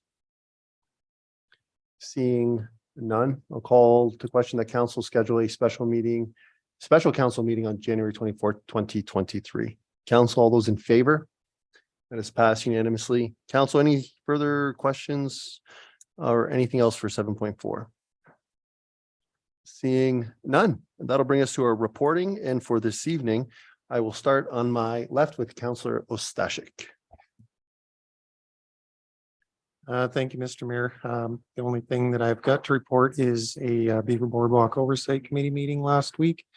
And the bulk of the meeting was spent finalizing recommended changes to the terms of reference. That has been finalized, and I believe they're coming to council for council's consideration. Not sure next week or the week after, but shortly. And that's it. Perfect. Thank you, Councillor Ostashik. Councillor Magoon. Nothing to report, Mr. Mayor. Thank you, Councillor Magoon. Councillor Haas. Thank you, Mr. Mayor. Attended a ASH board meeting last night. Business as usual, lots of good things happening coming up. Excited to, I guess, is we just currently had the movie Avatar for 2 weekends. Disney was so impressed with the turnout that they've now mandated they have a third weekend showing as well, which has changed the movie schedule a little bit, but that's good to see here that there was such a great turnout.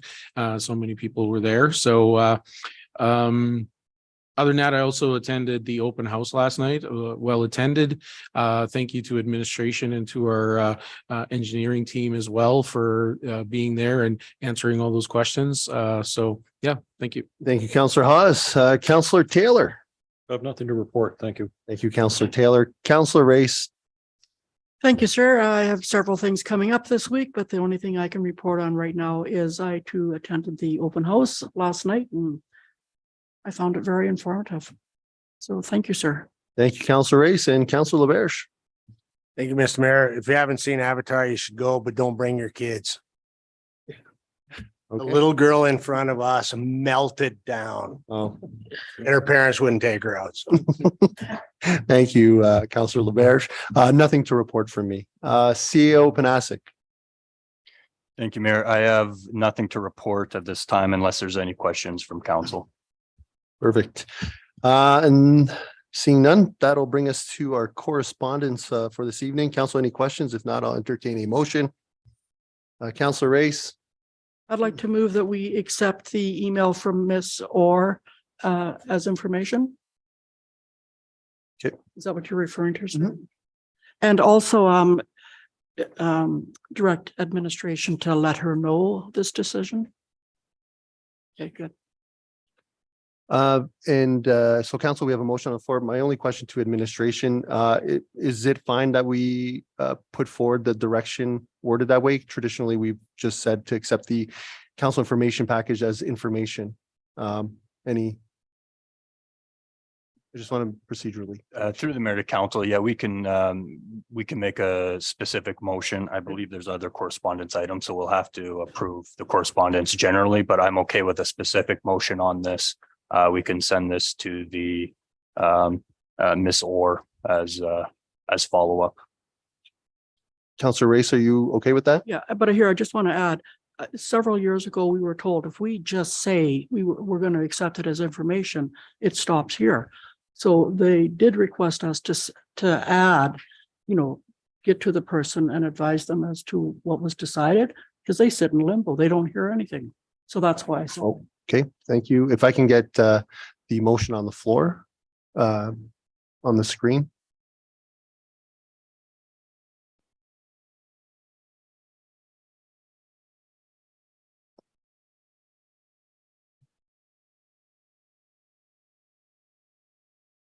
Through the mayor, just some a clarifying point on this one. Is this to approve the package for information and to follow up with Ms. Orr, or is this a specific motion to receive a letter from Ms. Orr as information and to follow up? Councilor Race. I took it as her specific email to us. Okay, thank you.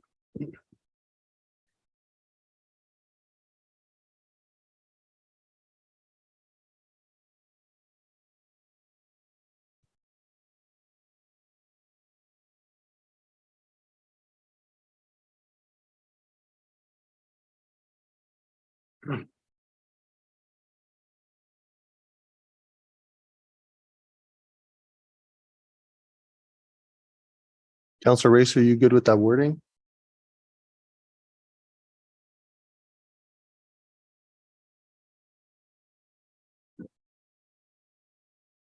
If you can. Yeah, and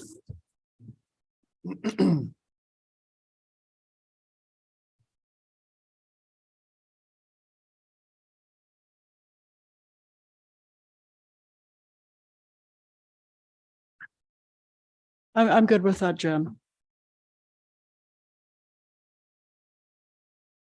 Okay, council, we have a direction on the floor. I have Councilor Taylor.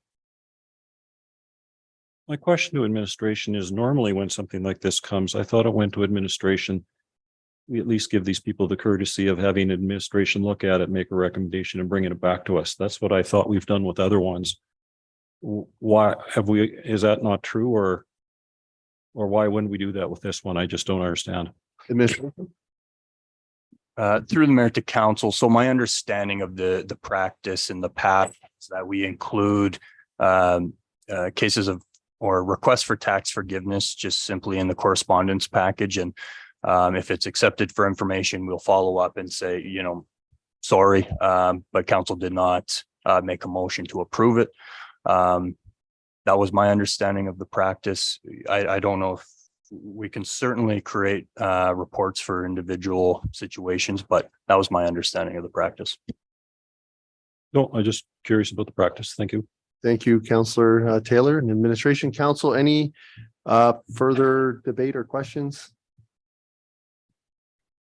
Seeing none, I'll call to question that council accept the letter from Ms. Orr as information and for administration to follow up. Council, all those in favor? That is passed unanimously. Councilor Stashik.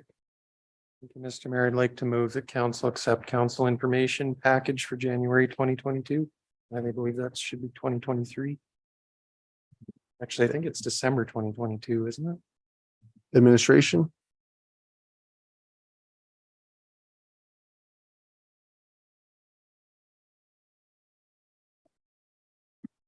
Hi, no, I'm sorry. It is for January 2023. That's the wording I would like to use then, Mr. Mayor. Thank you. Thank you, Councilor Stashik. Council, we have a motion on the floor.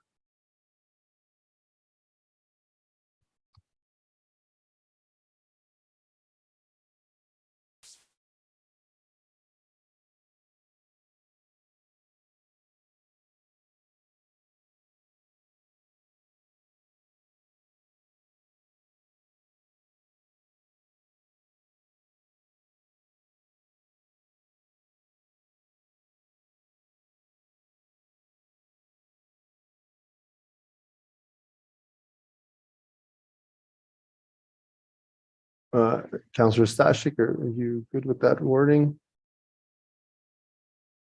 Oh, there we go. Sorry.